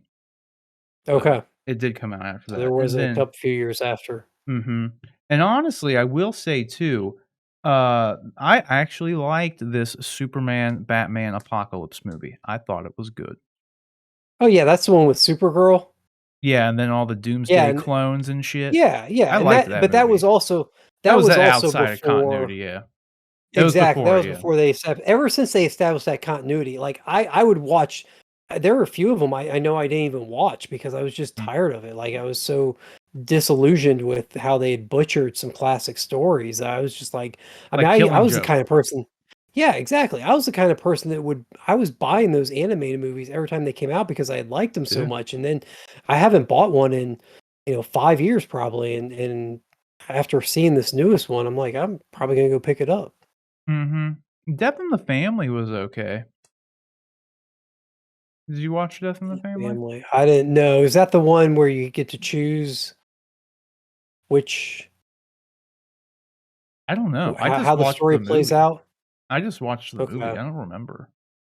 I don't know if they okay. let you do something. I don't know if there were, like, 2 I discs don't and think they I let watched you that one. Okay. I I don't think I watched that one. I'll have to go back and see if I can catch it. it's on HBO Max. Okay. It's on HBO Max, so you can watch, because I went to start watching it because I was like, "Did I watch this?" And it turns out after I got to the point of, like, obviously, it opens with Robin dying, and once it got to that point, I was like, "Oh, yeah, I totally have seen this before," and then I stopped watching it, but I don't remember getting to choose anything. I don't know if maybe they have, like, different endings or something. I don't know. Okay. But I thought that I'll one have to go was back and okay. check it out. I thought that was pretty decent because they did it outside of that continuity, if I remember correctly. Like, I think, Conroy does Batman's voice as opposed Okay. to who did it, in the Justice League War continuity. I did like Justice League War, though. I thought it was okay, and I didn't mind the subsequent movies. Like, they weren't really all that great, but I didn't think they were shitty. They definitely weren't as good as they used to be back in the, like, prior to that continuity. It wasn't, the Bruce Timm verse was substantially better, like, Yeah. substantially better for sure, but Question is though, guys, what do you think about these Flash leaks? Do you think they mean anything? Do you think Gal Gadot Wonder Woman is the character that's being hidden? Do you think, like I said, I haven't heard anything definitive, but I've heard rumors from what I would consider to be reliable sources who have said there's a ton of people in the movie that like no one knows about. So like I'm definitely curious to see. I'm wondering if this is going to be a more faithful or traditional adaptation of Flashpoint, because if it is a more traditional adaptation, obviously not 100% faithful because we have Keaton's Batman in there as opposed to a Thomas Wayne Batman. But if that's the case, we could be looking at a Cyborg showing up, we could be looking at an Aquaman showing up, we could be looking at Wonder Woman, obviously. I mean, there could be obviously, I think Reverse Flash is a given, but we'll still just have to wait and see. Like, I don't know, but whatever you think, let us know down in the comment section below. All right, guys, so our next topic takes us out of the world of leaks, and it also takes us out of the world of the DC universe and into the Marvel Cinematic Universe, if you will. So, this one though is now it's not a leak, like I said, it's actually just some confirmation that are the character Sylvie. That I mentioned this off the top a little bit. The director of the Loki series has confirmed that the Sylvie character is a 100% original character. It's not Enchantress. It's not anything from the comics. It's nothing pre-existing. Now, it's definitely safe to say that as you can see from like even the picture here, it is an amalgamation of sorts. They definitely took inspiration from the comics to create this character. She obviously has an enchantment based power. They even call it an enchantment. So, like, obviously, it is a character that is very reminiscent and inspired by the Enchantress, both in look and in, just overall her abilities and everything. But since, spoiler alert, if you haven't seen episode 4 of Loki, which our review for that is up on the channel. We had a discussion about that this past week as well, so you can go watch that.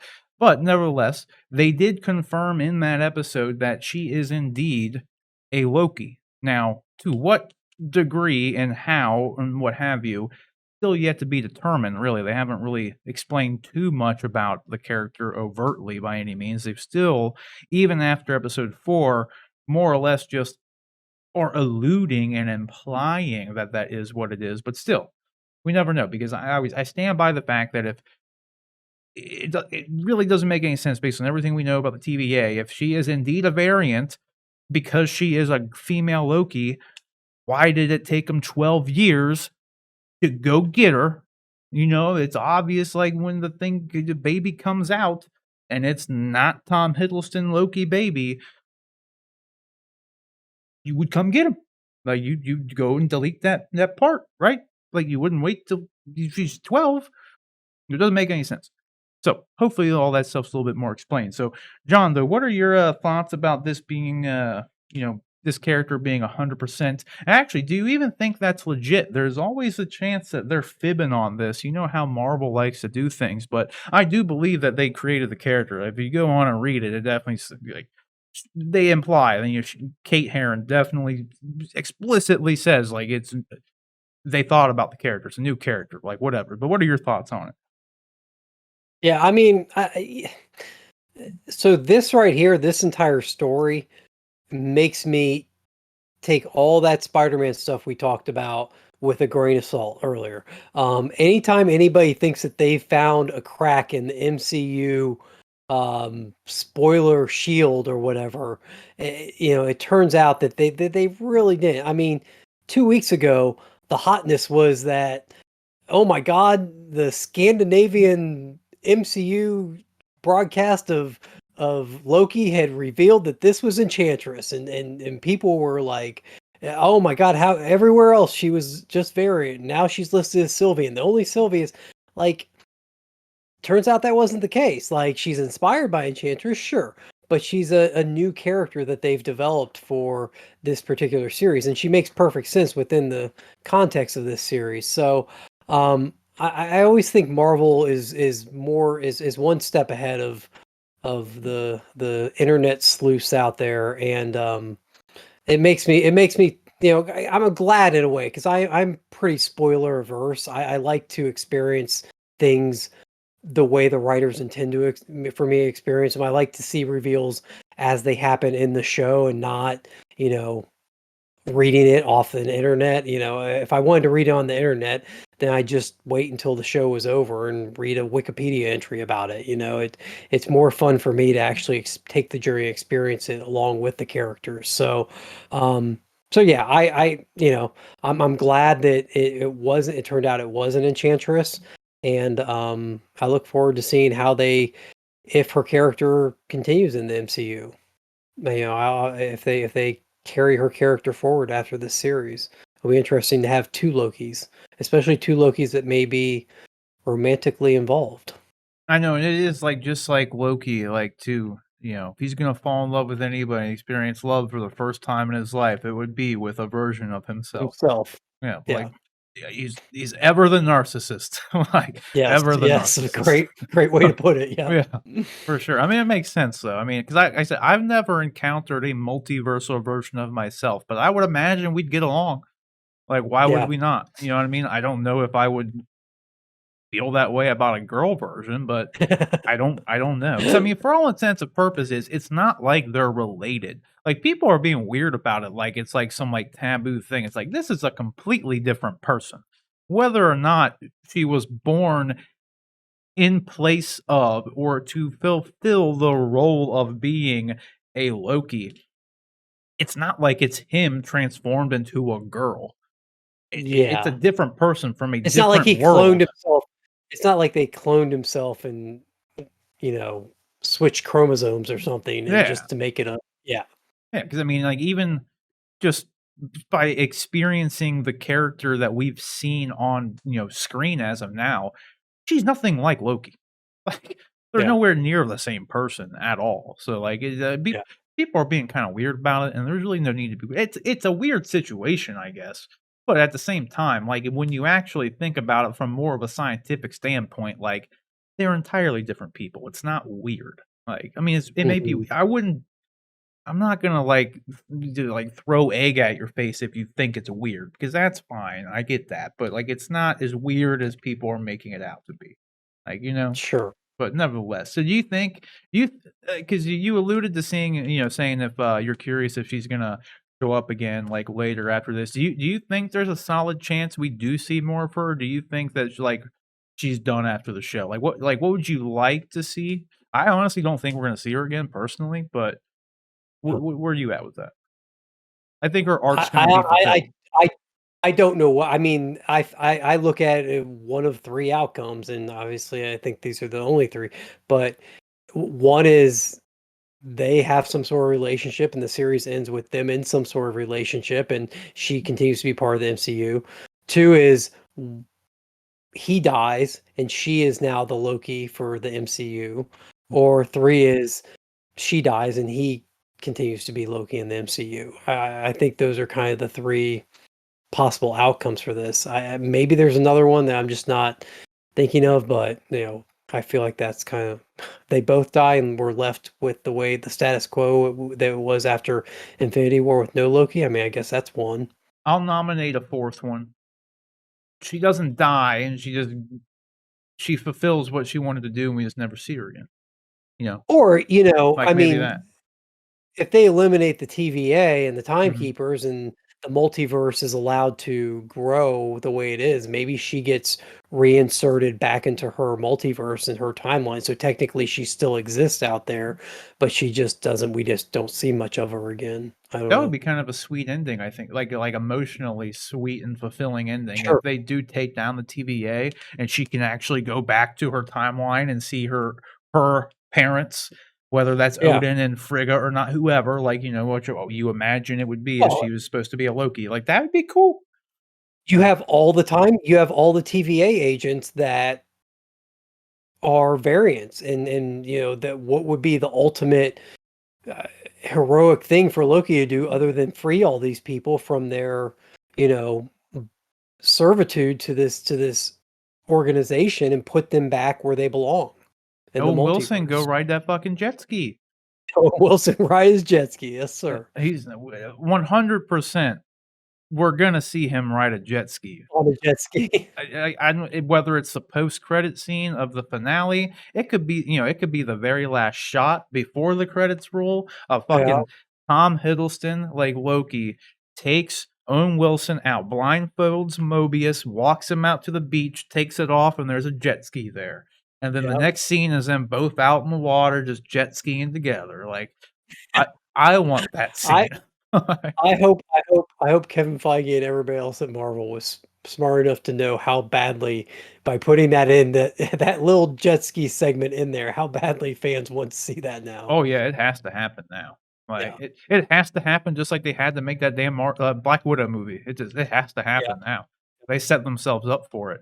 I did hear a funny theory too that, I think it'd be very meta if it happened. I don't think it would happen, but it would totally work. Like, obviously, in that episode, that you see that the timekeepers weren't really the timekeepers, they were just robots and whatever. So there's obviously someone behind the curtain, right? There's a Wizard of Oz out there, so who is it, you know?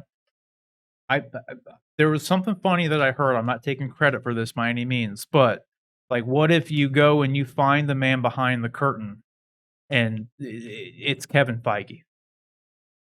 Like, literally, like, you Ooh, find a hooded figure and he that pulls back that the might hood be and it's Kevin Feige. that might be a little too meta even I for agree. Marvel. I don't know. It'd be real Even funny for though. even for even for the entertainment company that did WandaVision, that might be a little too much. True. I think it'd be fun. It'd be incredibly Yeah, meta because, like, you're trying to find the man behind the curtain, sure. and quite literally, you get the man behind the curtain. Like, he is the Mhm. man of mans behind the Marvel curtain. So I thought that'd be funny when I heard that. I was like, that'd be a good thing to do. It would never happen though. I could never like I would now if Stan Lee was still around, rest in peace, that would have been a really good one, and people would have totally That been would be a fine great with it. cameo, yeah, 100%. Like, he's yeah. the guy, or he's one of the timekeepers, you know what I mean? One of the 2. Like, he's a watcher and he's a Like timekeeper. like they pull back the curtain and he just turns in his chair and says, "Have I got a story for you?" Yeah, And, yeah, like, something, right? then they Like, fade to black or something, yeah. or they pull up and, like, the camera pans down and he's literally, like, drawing a fucking comic book, and it's like, Yeah, it's the yep. Loki series and shit, like, The that'd be Loki, funny. yep. Yeah, like, That'd be cool. I would've been cool with that too, like, I thought of that one though, so I'm taking credit for that one. Like, that was me. I did Yeah, not think of the that's Kevin good. Feige one, but the Stan Lee one. That would have been good, and they would have done that, like, if they could have, they totally or honestly, you know what Stanley would have done in this series? He would have been the fish guy at the behind the desk that when Yes. Yep. 100%, he would have had a role exactly like that, if not that be Yep, him, for sure. yep, So, sure. never interestingly enough, I just remembered something. In the scene where they do the flashback of, showing the kid version of Sylvie and like she gets pulled into the courtroom with the judge and whatnot, and then you see a Mhm. guy there being like being held captive by the TVA, another variant. Apparently, that is Fish Guy. That is the Oh, guy behind the okay. desk with like the long hair and stuff. Like that was him. Mhm. So that was either the version we know from way back when, or it was another variant version of him. But I thought it was I totally missed it. I didn't see it till, like, someone pointed it out, and I was like, "Okay, there Me it either. is." Like, interesting, but nevertheless, Okay.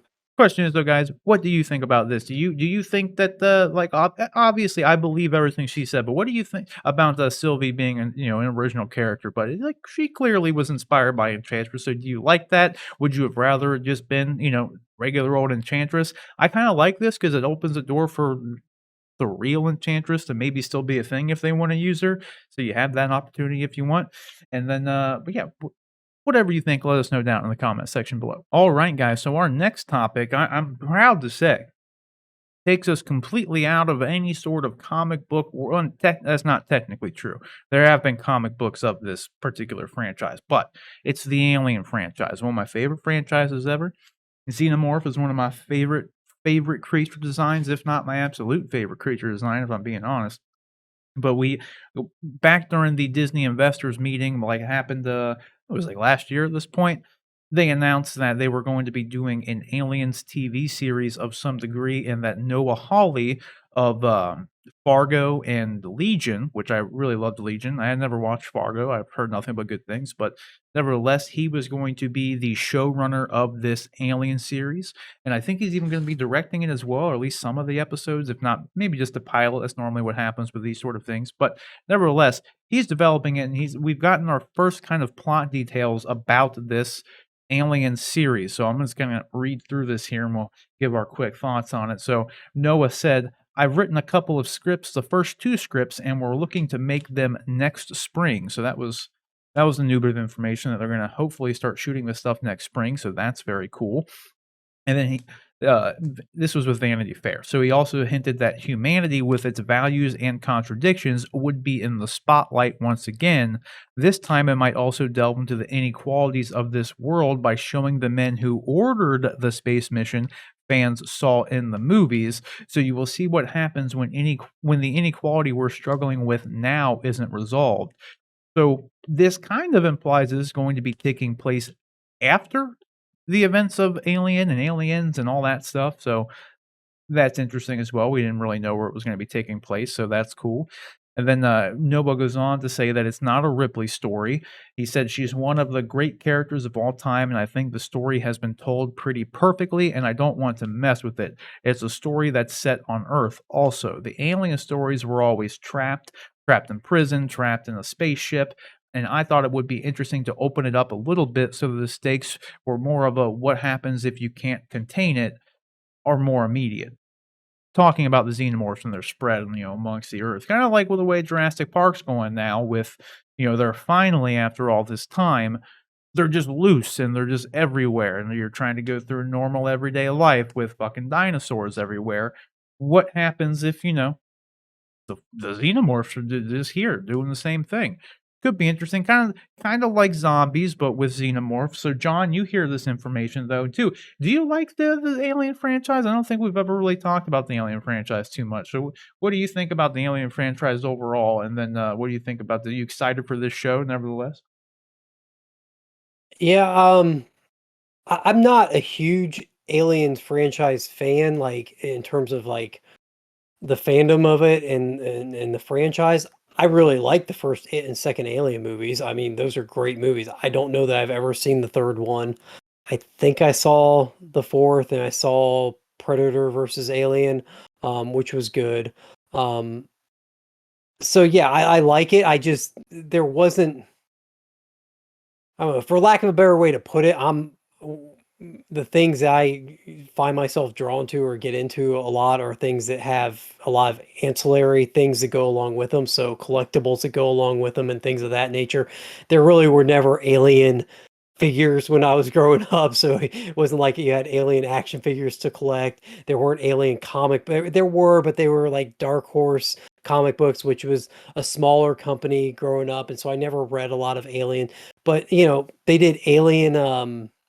They did Predator and Batman. I'm pretty sure they did Alien Superman comic book. Yeah, there was an Alien Superman comic book that was good that I read back in the day. So anyway, yeah, I like the movies. I have a hard time saying like I'm a huge Alien fan, just because I'm not. But I'm definitely I would be up for seeing an Alien series. I think it would look good. I think that was one of the things that I always had a hard time with was the fact that, like, the aliens never made it to Earth. They teased them coming to Earth, but they never actually made it to Earth. So I'd really like to see, like, an all out it was kinda like my same problem with, like, the Terminator movies. Like, the Terminator movies, up to a point, had always teased, like, the war between machines and humans, and you never got that war. Mhm. You got teases about it, and it never happened, and eventually I just gave up. I was like, "Alright, fine. Well, you're never gonna show me this war that you keep talking about? Fine, I'm out." And kinda like the aliens thing, like, doesn't Ripley wake up is it Aliens is it Aliens where she wakes up and On the hospital she bed, has a yeah. dream? Yeah, and she has a dream about the aliens, like, being on Earth, Mhm. and, like, she wakes up and you find out she's not on Earth, and so, like, they're not there, and, like, the story plays out and they never make it to Earth, and so that kinda thing, like, okay, they're still not there, fine, I'm out, but anyway, so, yeah, that's a long way of getting to if they're coming to Earth, I'm definitely in. I'd probably watch it anyway just 'cause, like I said, as long as it's done well, I think I'd like it. For sure, and that's what, the main reason I've always loved the Alien franchise, so much so, like, I've kind of was literally born into it and had to kind of was forced to like it because supposedly, like, no joke, My mom said that the first Alien movie was the very first movie I ever saw as a child. Like, literally, that was the first movie I watched. I'm So surprised you're not more traumatized. That movie is oh, dude, I love it. Like, I love like, I have just a like, I've always loved the Alien movies. Like, that thing even though 3 and 4 are fucking dog shit, I watch them. Like, like, they're good. I bought the that fucking Blu-ray anthology 4-pack when it came out, like, 10 years ago. Like, yeah.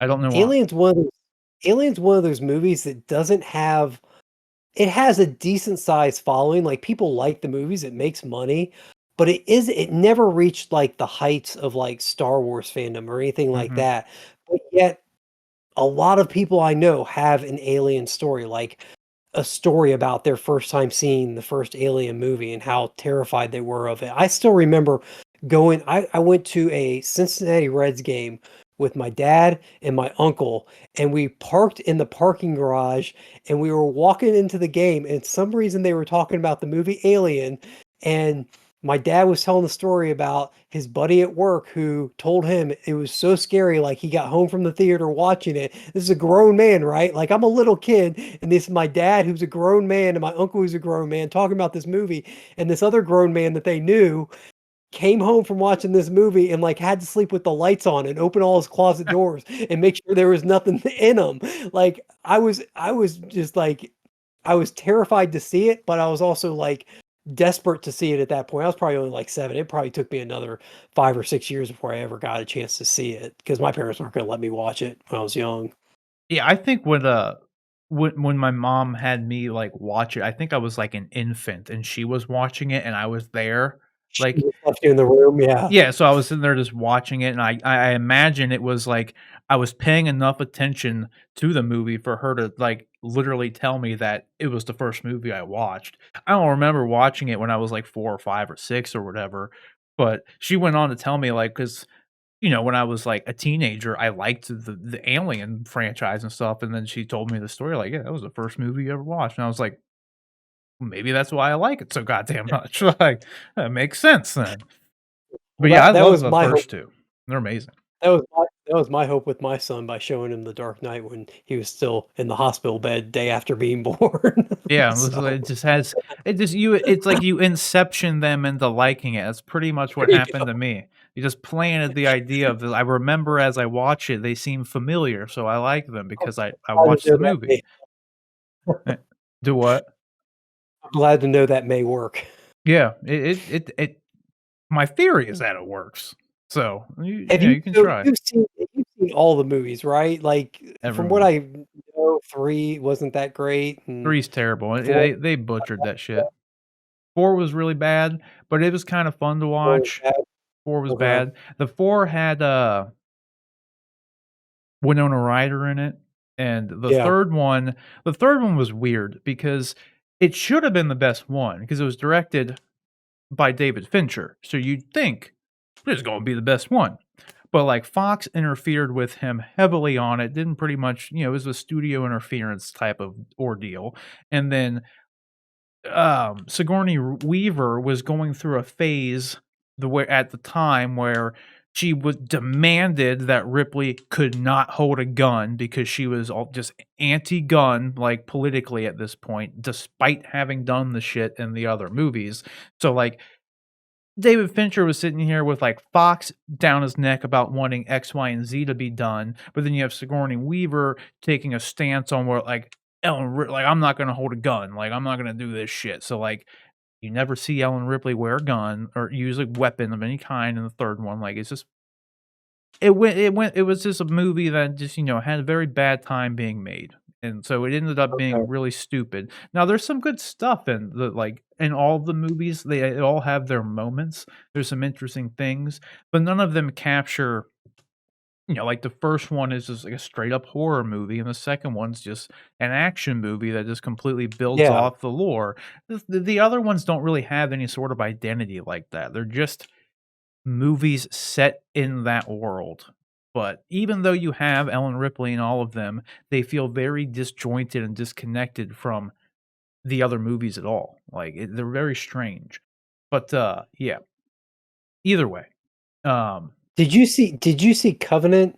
I saw Prometheus and Covenant, and I'm one of the few people who actually do like those movies, and I'm kinda bummed that, Ridley isn't gonna get the chance to actually, like, finish off whatever the hell he was going with David and all Okay, that stuff. So, have you okay. watched Prometheus and Covenant? I watched Prometheus, and I actually really liked it. There was one scene that took me out of that entire film.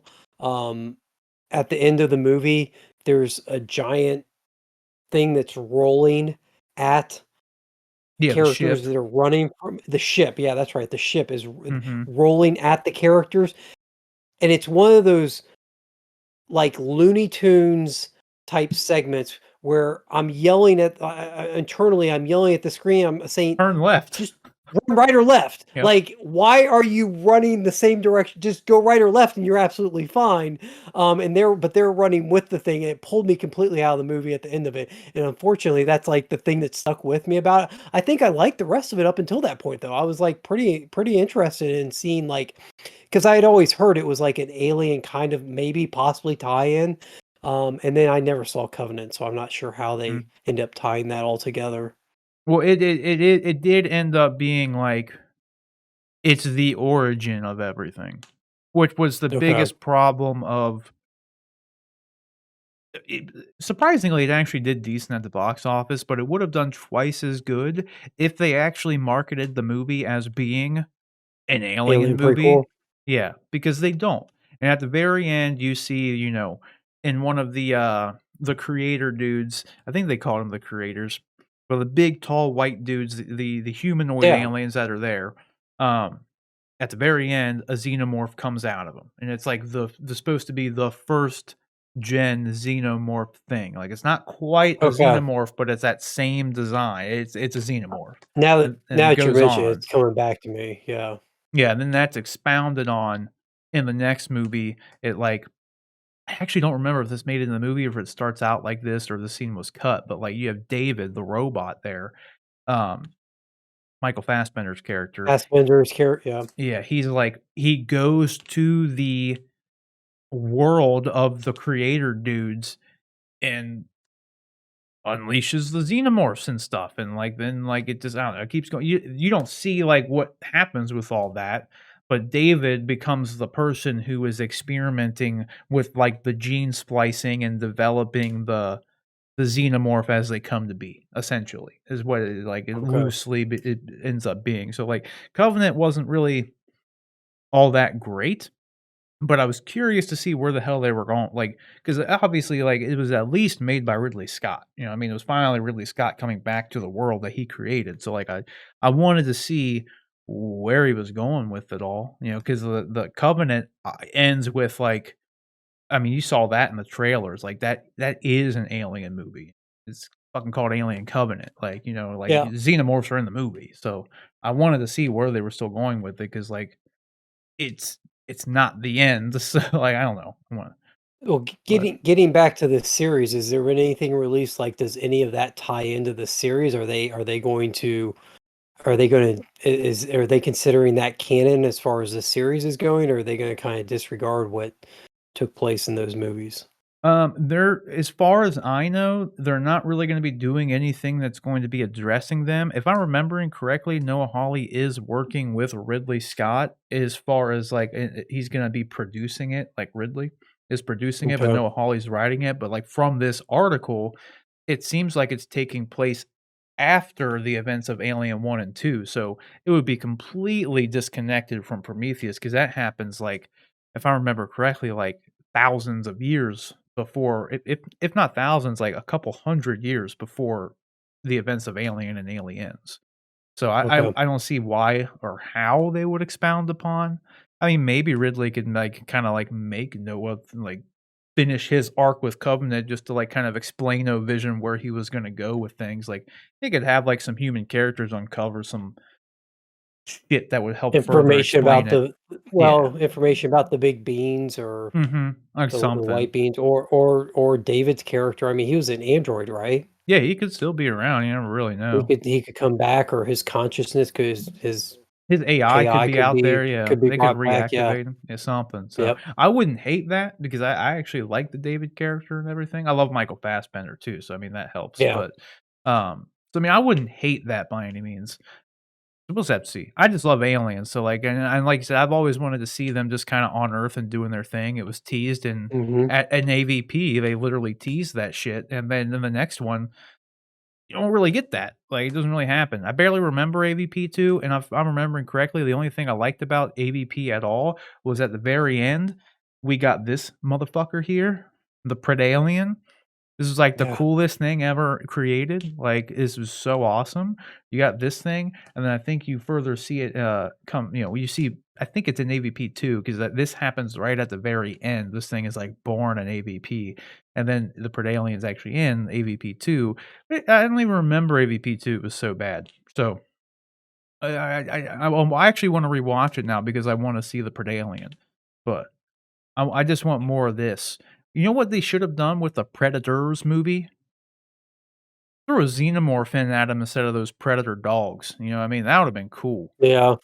you know, Yep. like, 'cause you gotta think, the way they set up the Predators movie, they grabbed all, like they like to hunt things, so they get the best killers from all these worlds, and they put them down there and hunt them.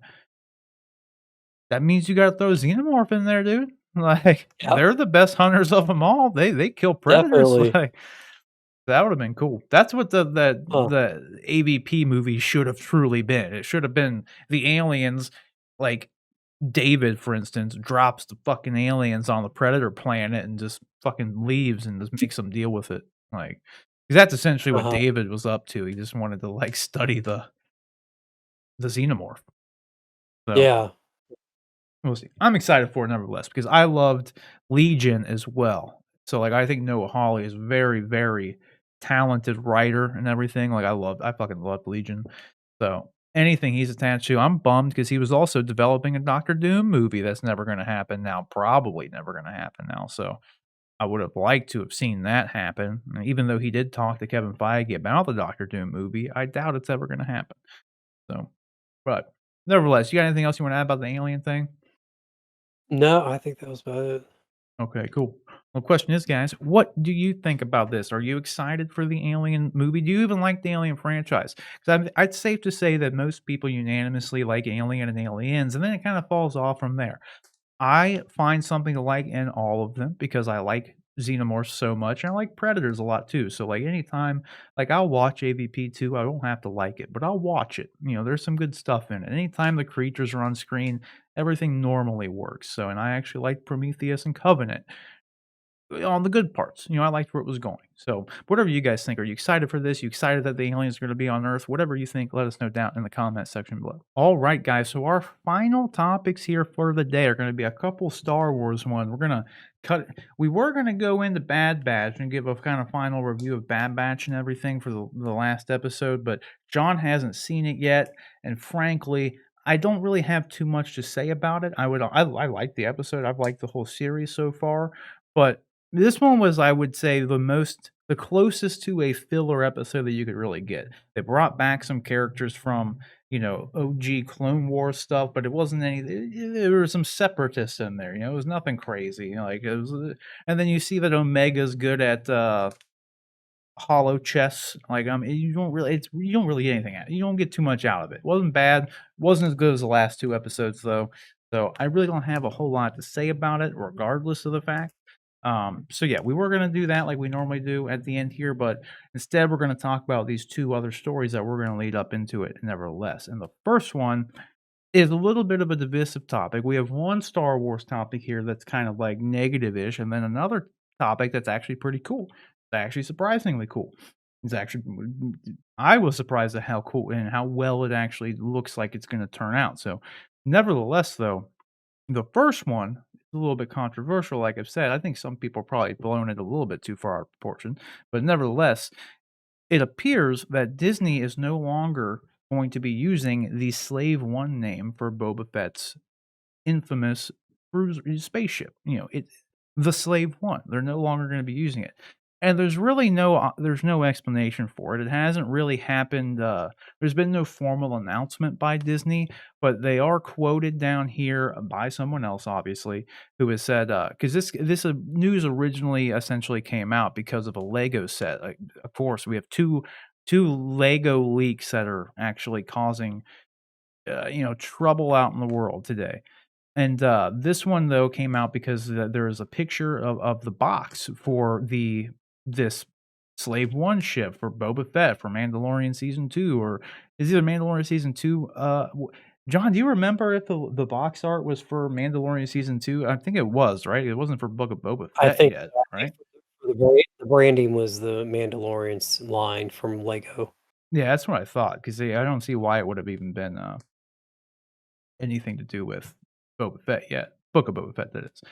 But nevertheless, instead of it saying Slave One and then it being that, it said Boba Fett's starship or spaceship, one of the 2. So it no Yeah. longer says Slave One, and the quote we have here from, I believe, the people at LEGO here was, "Yes, I built another. We're not calling it Slave One anymore. This is Boba Fett's starship." I was right with the first one. And then it says, "Okay, why are we dropping the Slave One name?" And then another gentleman kicks in and says, "Everybody is. It's probably not something which has been announced publicly, but it is just something that Disney doesn't want to use anymore." And now, granted, it doesn't really matter. My biggest thing here with this, like, in all honesty, I kind of, I would say the same thing that I would say about any movie, in that the name of a movie isn't going to determine whether or not the movie is good. You could call any movie anything you want. It's not gonna change the movie. So, calling the Slave One Boba Fett's starship, or Slave 2, or whatever the hell you wanna give it a name, no name, is not gonna change the functionality of the ship. It's not gonna change how much you like the ship, because I don't think anybody likes the ship because it was called Slave One. You like the ship because it's a cool looking ship, it's a unique looking ship, it's Boba Fett's ship. That's why you like it. You know what I mean? So I think it's safe to say it really doesn't matter. So anybody making a big deal out of it, because I don't know why they would be, just relax. The ship is still there. What I don't like about it, though, is that it just doesn't matter. Like, you know what I mean? It's just something stupid that they're doing for no real reason. Like, because there was one thing, like, they go on in that article to say it's like, well, Disney's probably not happy about it because of the connotation it has in the real, like, in our reality, in our world, because of the word slave. And it's like, this isn't a galaxy far, far away, though. It has nothing to do with anything that has to do with slavery or a slave or anything. And slave is a more universal term than just referring to slavery. It doesn't act, it's Yeah. the existence of the ship being called Slave One. George Lucas didn't name it that as a reference to slavery. Like, I don't know why he named it that, but it has nothing to do with slavery. Like, it's just what it's called, man. Like, so I don't know. What do you think about this? Because I just think it's something that, like, it didn't need to be done, because it's like just it's its own thing. And I don't know, I feel like Disney's changed enough stuff with Star Wars that they should just leave some shit alone. All right, you already changed Luke Skywalker. Where does it end? God damn it! Like, where does it end? What do you think about it? Yeah. Yeah, well, it's one of these situations where we've gone, in my opinion, we've gone overboard with the kind of sterilization of pop culture and just society and at large. Like you said, the word slave, it has connotations in reference to American history and the institutional slavery that existed in this country for way too long. And that still has ramifications upon our society today. That's that by removing the word slave from a Star Wars starship, you are not solving the problems that exist Yeah, because of institutional slavery that existed in the states, centuries ago. Um, I understand that the word may bring up bad connotations in certain in some people's minds, and that's understandable, and you want to be sympathetic to it.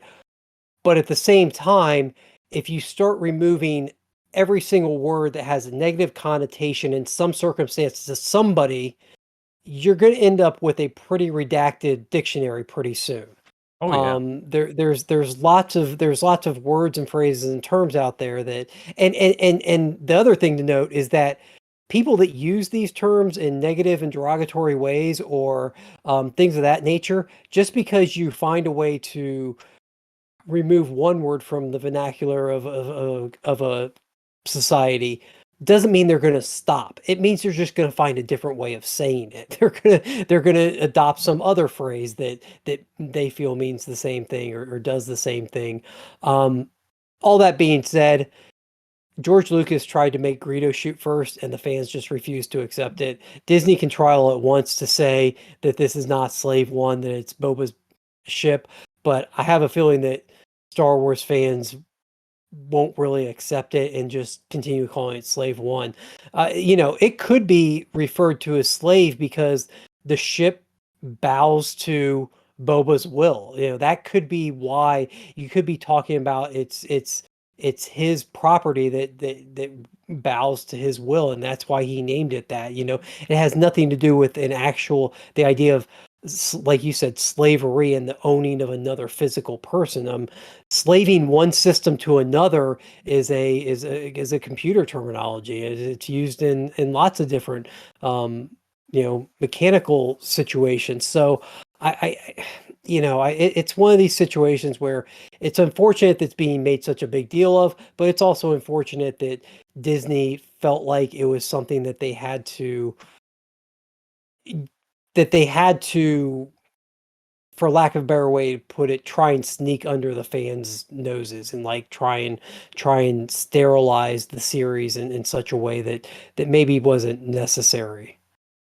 Yeah, from what I can understand too, no one really knows why it was called Slave One, like why George essentially came up with the name for it, right? Because it's never even been described by in any sort of canon, at least as far as I'm aware. And I've actually been trying to find anything that I while you were talking, I've been trying to find if anyone has a Sure. definitive answer as to why. And I've only seen two things that make any sort of sense, but they still haven't been confirmed. And that's Django used to be a slave at one point, and this was like I guess one of the first ships he had stolen from someone post his stint as a slave. So got a slave one, maybe something like that. Who So it was knows? it was kind of him. It would be kind of like him taking on the terminology that was used to keep him down, to kind of keep himself reminded of where he came from, or the hardship. Like, and then in that case, it's more of a term of, I don't know what the right word is. It's more a term Like of overcoming success or something. Yeah, overcoming. exactly. Yeah, Exactly. Yeah, it's a term of achievement almost, or a term of pride that he is, I'm not a slave. I'm not a slave so much. I'll use that word in my, exactly. the name my ship that. Yeah. And then to your point, though, just in the more common terms that it's been used in like the technology aspect of it, someone brought up a point that like, well, Boba Fett can control it remotely, so just Yeah. slave one. Like, I mean, that's maybe it's just that because they can control it remotely, so they named it Slave One. Like, in that because they've subsequently there's been a Slave Two, a Slave Three, a Slave Four. So there's been multiple iterations of the ship, and each one just went Slave One, Two, Three, Four. Like, so I mean, that makes sense to me as well. Those are the 2 things that have made the most sense to me is like, okay, well, maybe Django called it that for X reason. Maybe it's just because they could control the damn thing remotely. Like, It's just it's a very who it's a knows? very it's a very reactionary decision on their part to remove the word from the ship.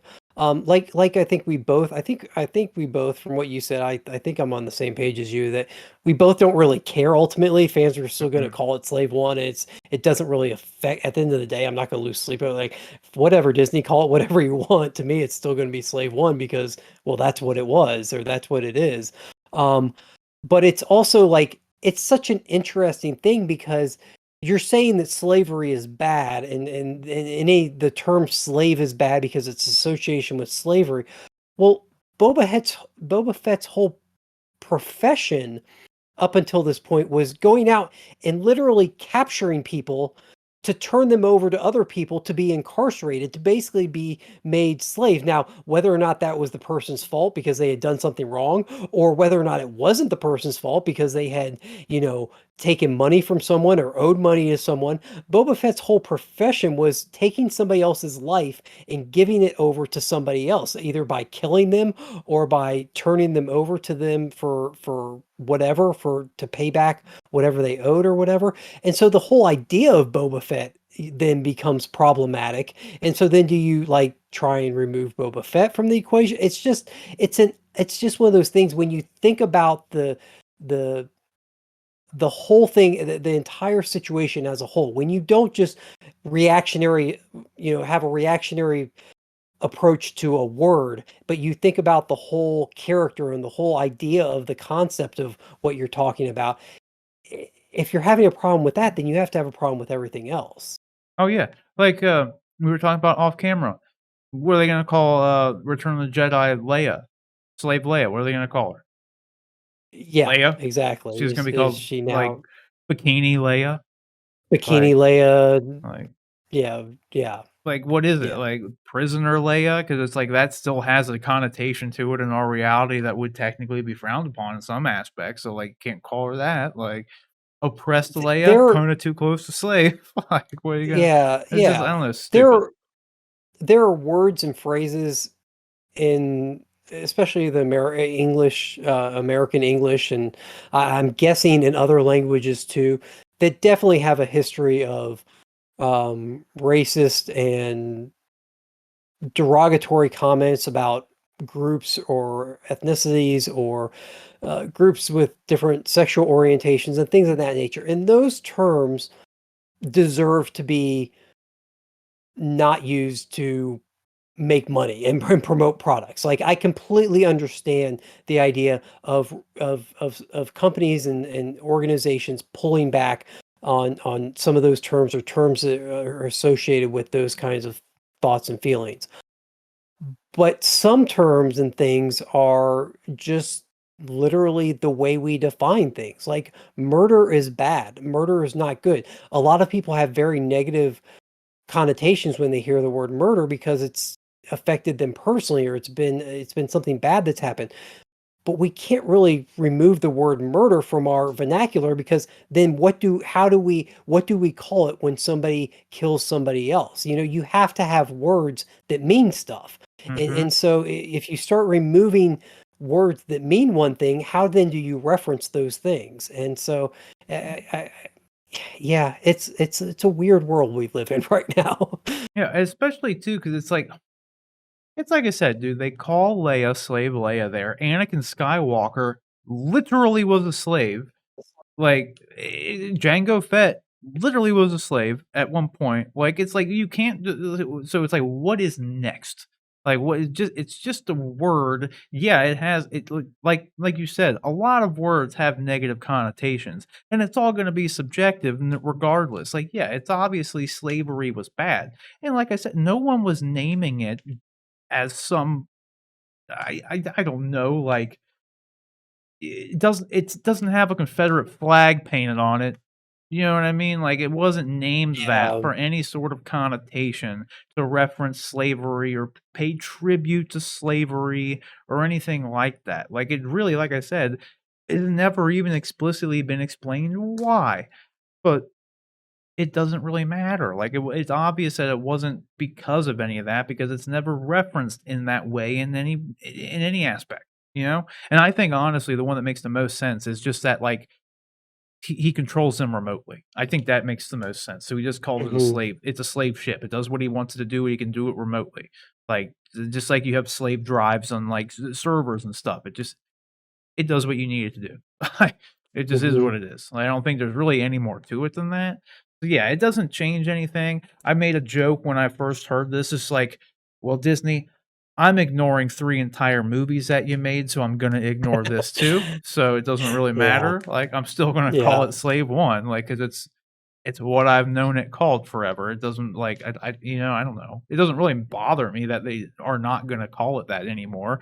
I just think, like you were kind of alluding to, and like we've kind of said, it's like, what's next? Like, what more are you gonna change after this? That's what worries me about it, like more so than anything. Because like at some point, everything's just gonna be different. Like with it, they're just gonna start taking everything away. Like, and obviously, that's a bit of a tinfoil hat conspiracy theory, like I don't know, fear mongering kind of aspect, or how whatever you would want to call it. Like, it's not like it's gonna happen, but like that's what I worry about more than anything. It's just like, okay, well, it starts with this, and what's next? Like, that's what I don't like. Because if it's something as literally as meaningless as this, the name of the ship, like, goddamn, what's Well, next? Like, what was the ship ever I honestly never even I don't remember the ship ever being called Slave One in any of the movies. I I don't know it think was it's called actually said it I anything. know it was called that in, like, product packaging and stuff, but I don't ever remember them like, the Millennium Falcon is clearly called the Millennium Falcon. Han says, "You never heard of the Millennium Falcon?" Like, in the very first movie. I don't remember anybody ever referencing Boba Fett's shipping. His ship was just a ship, like, I don't remember it ever being referenced anywhere. Um, so then I always try and approach these things like I try and find a way. There's kind of the analytical side of me that breaks it down by like, well, if they're doing this, then what happens with Boba Fett? Like I went through the whole Boba Fett thing and his entire character and the problems that can arise from the whole motivations and what his character does. But then I try and put myself in the shoes of someone that would find this offensive and try and feel like, well, you know, does it hurt somebody that finds this? Is there a segment of the population that would find this hurtful? This term somehow would because ultimately at the end of the day, I don't care one way or the other. It's not never been so ingrained in um love of Star Wars that I because one of the things is because it was never even said in the movies.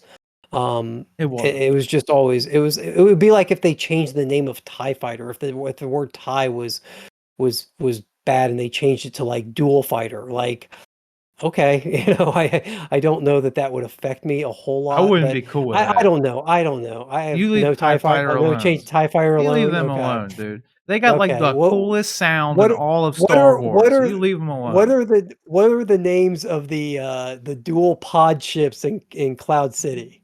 Oh What are god, those? The orange what are they called? I forget what they're called. I can't like think of if them they right changed now. the names of if No they one would changed the care. name of Yeah. those, Yeah. I wouldn't care. And I'm not sure I really care that much about this other than just kind of the analytical side of me going like, why? Why is that change being made? So now I'm kind of backtracking on what I don't know. At the end of the day, I guess if it saves someone's feelings and someone feels better about it, I do whatever you have to. But I don't think that that's why it was done. I honestly don't believe that there was a section of fandom calling for this change to be made.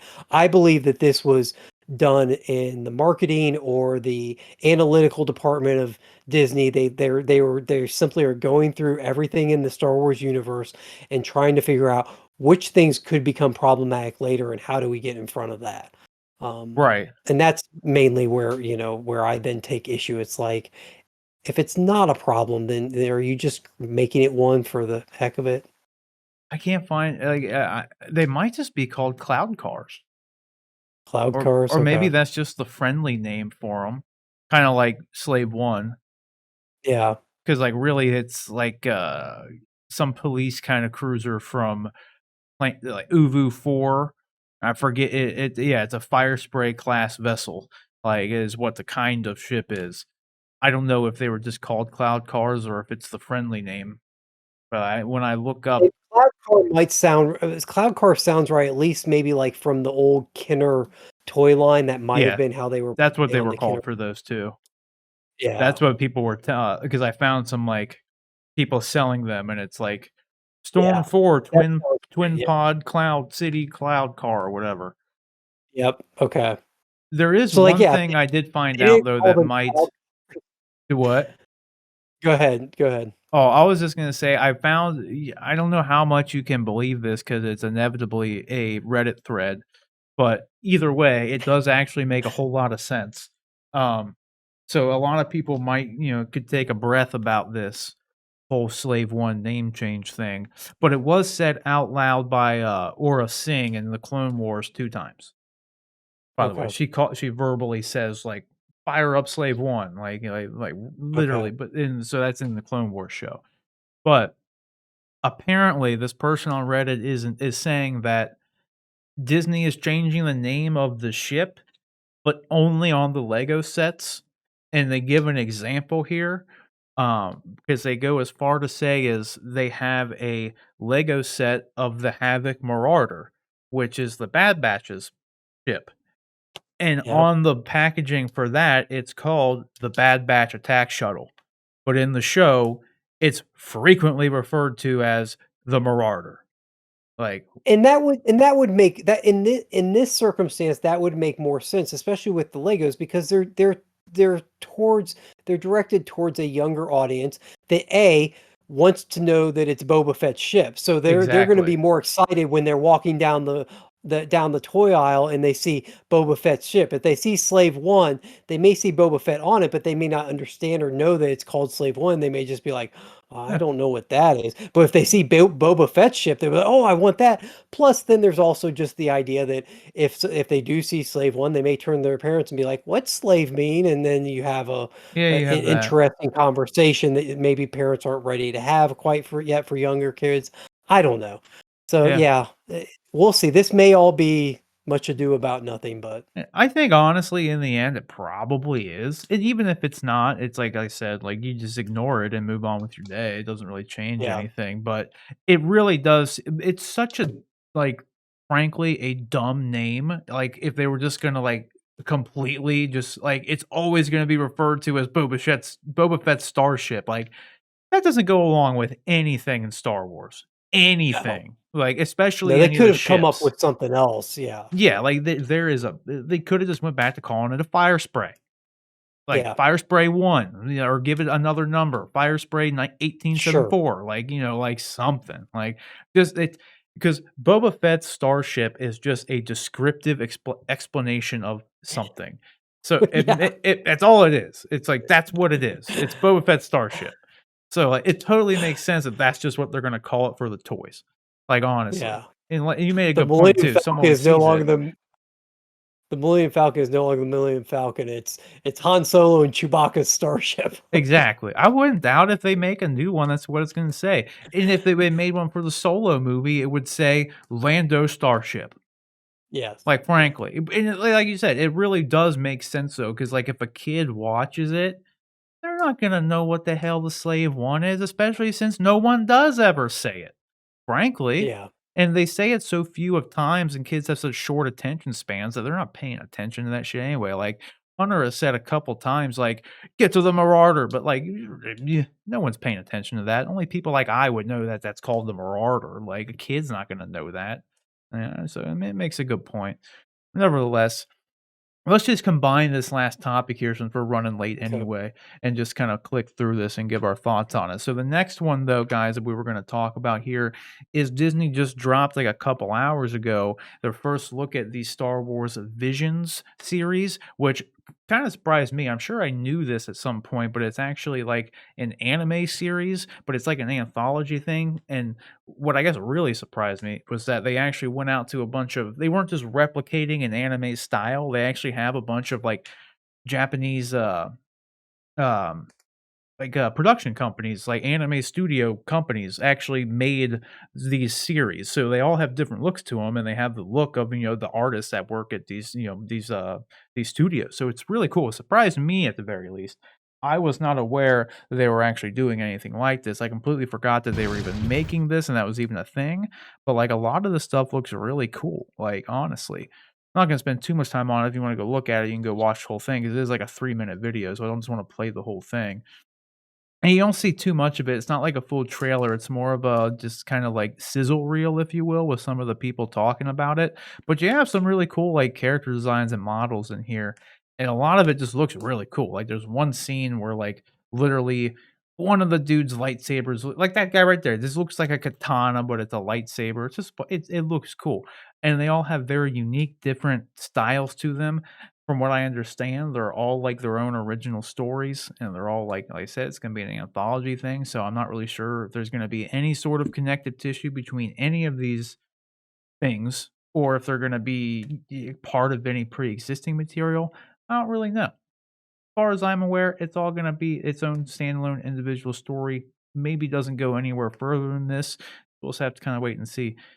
What did you think about this, John, when you first saw it? Did anything stand out to you? Because I showed you what I thought, like, the animation style and character design that I really liked. I pointed it out to you, Yeah. but is there anything that you liked when you saw this initially? Yeah, anime is one of those things that I wish I was into more.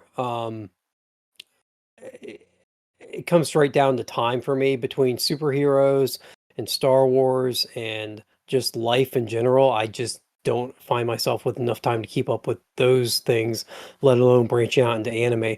But I've always been a fan of the different styles and the different looks of it. So I'm excited to see it brought into the Star Wars universe. I was this hinted or talked about in kind of a vague fashion when they did the Disney investor meeting where they kind of announced. I feel like I've heard this Star Wars Visions, that they were gonna do this Star Wars Visions kind of anthology, series, but I don't think I really knew to what extent they were gonna do it, but this trailer looks great. I mean, all of this, I love that there's a That was number the of one I different liked. looks. Yeah, Yeah. That character yeah. design.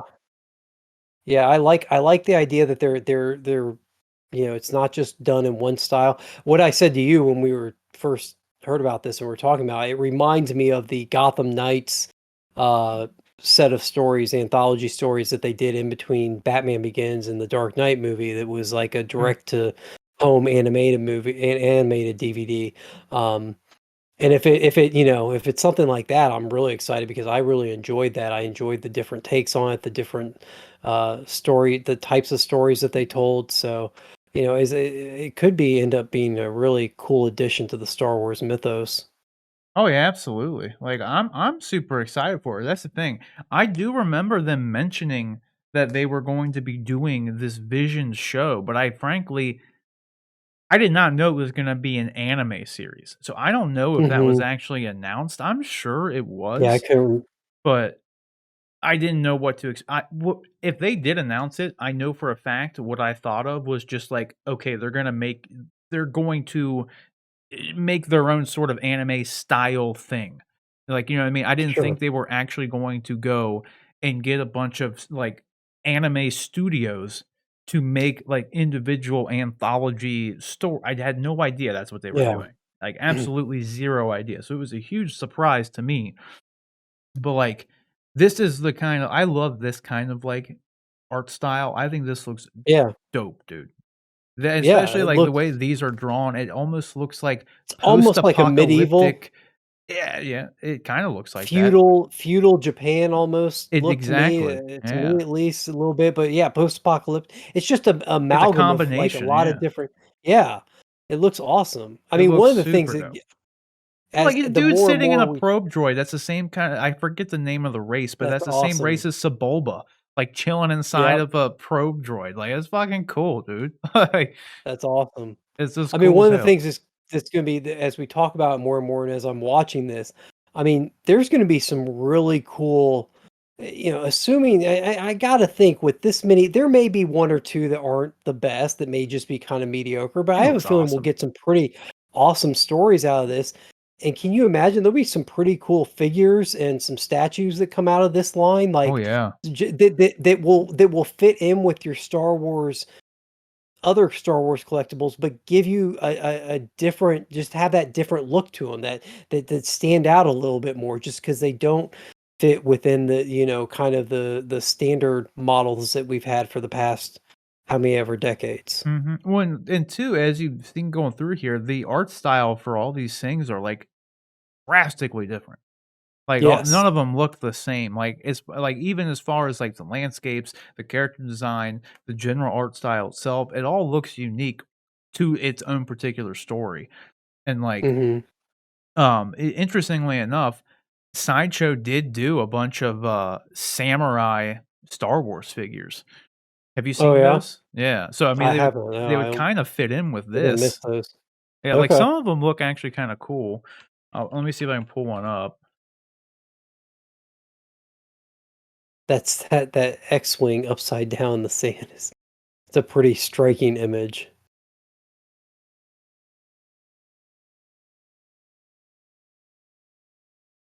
Yeah, it'll be very interesting to see what, like, if these stories are set within the Star Wars. They're obviously set within the Star Wars universe, but if any of them are ever like try to tie in with anything that canonically has happened before. Oh yeah, there they go. Yeah, so there was, like, some First Order troopers and Kylo Ren, and then here Okay. is, I don't know if this one's Boba Fett or it's a Mandalorian, but I think it's Boba Fett, and then there's, Yeah. Darth Vader, and, like, Vader. Yep. yeah, you can I don't know if they're still available, but they did make, like, a bunch of these. There's the Imperial Interesting. Guard. Like, this Yep. dude's even got a drum on his chest.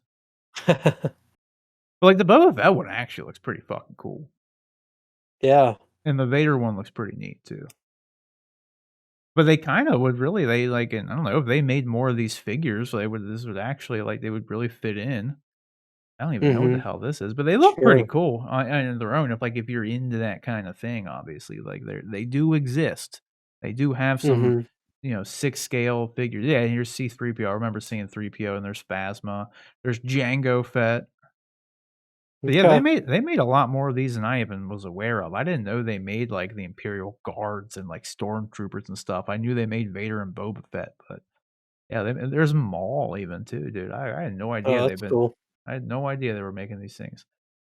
So yeah, there's Captain America Samurai and Spider-Man Samurai and Iron Man Samurai up there too. So yeah, this is just Yep. must be Sideshow must just have a samurai line that they do with anything they have a license of, which is kinda cool. Like I said, if you're into that kind of stuff, like, they're definitely there. Some of them definitely look better than others, but, like, I honestly think that both that one looks pretty dope.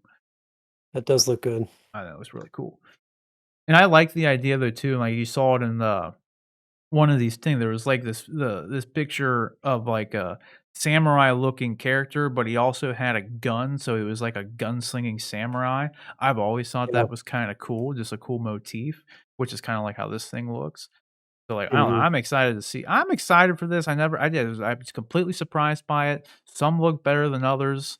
I'm hoping they're good because I do like quite a few anime series, so it's an art style in general, and, like, I'm used to. I haven't watched, like, a ton of anime, but I've watched more than most people can say they've watched, I put it that way.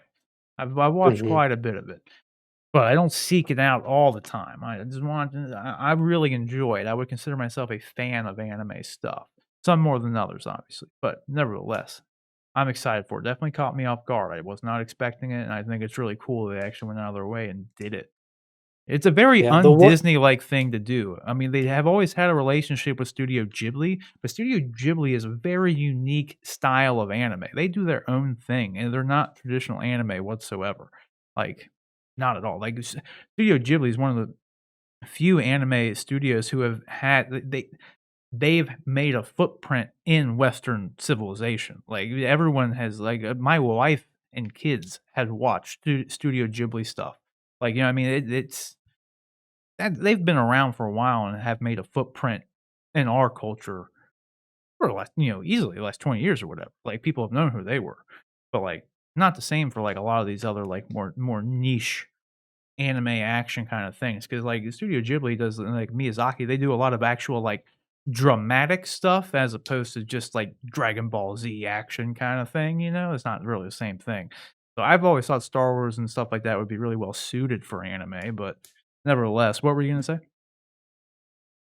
Um, I don't know. Yeah. Yeah, it's Oh, I gone, said it but was a that's very fine. It un-Disney-like wasn't. thing to do, and then you were gonna say something. I don't know if that jogs your Yeah, memory. I don't know. I'm not. It's not really coming to me right now, but that's okay. I don't think it was that important, but Nevertheless, I we're pretty good. much said all I wanna say. I'm excited to see it. I Yeah, didn't like yeah. I Well, I think that's where I was gonna say real quick is I did mention like it reminded me of the Batman thing. The one thing Mhm. I will say about or the other thing I've said a lot about it, I've said more than one thing. The other thing I'll say about it is that I don't, at least from the clips that we saw right there, I don't see any recognizable characters. So it does look like all original. It'll be interesting to see if anybody does dive into characters that we know, if these are all original characters, and then if they are, if any of the success of any of them causes Disney to bring them into other like do we start seeing maybe a character from one of these shows or one of these episodes show up in like one of a future live action show or a future movie. So I'm sure if this thing, like, is a big hit and successful, you could go to the bank that they'll, like, keep doing this and maybe make a feature, an animated yeah. feature of one because these are all gonna be at least they've been billed as individual short films. So, much like the Mm. Gotham Knights thing and everything. So, I'm sure since it's Star Wars, if it's successful, Disney's gonna bank on it. But it's interesting because it's honestly, like, kinda surprising that it's taken this long for Star Wars to have any sort of anime adaptation because of how like, George was originally inspired by, like, Akira Kurosawa. Like, he loved Kurosawa films, that's, like, what he was into. Like, it's kind of interesting that, like, George had never ordered something to happen in this realm of anything. Like, I just find that kinda funny. I don't know why, I just thought about that. So it is, Yeah, I don't know if anything, there have been Star Wars manga books out there, adaptations done in manga style, for various Star Wars properties and things. As far as anime, I don't know of any animes that they've ever done prior to this.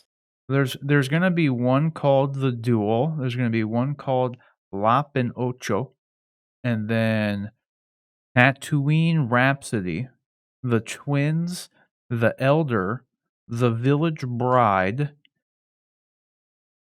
Akakiri, and TOB1, and The Ninth Jedi.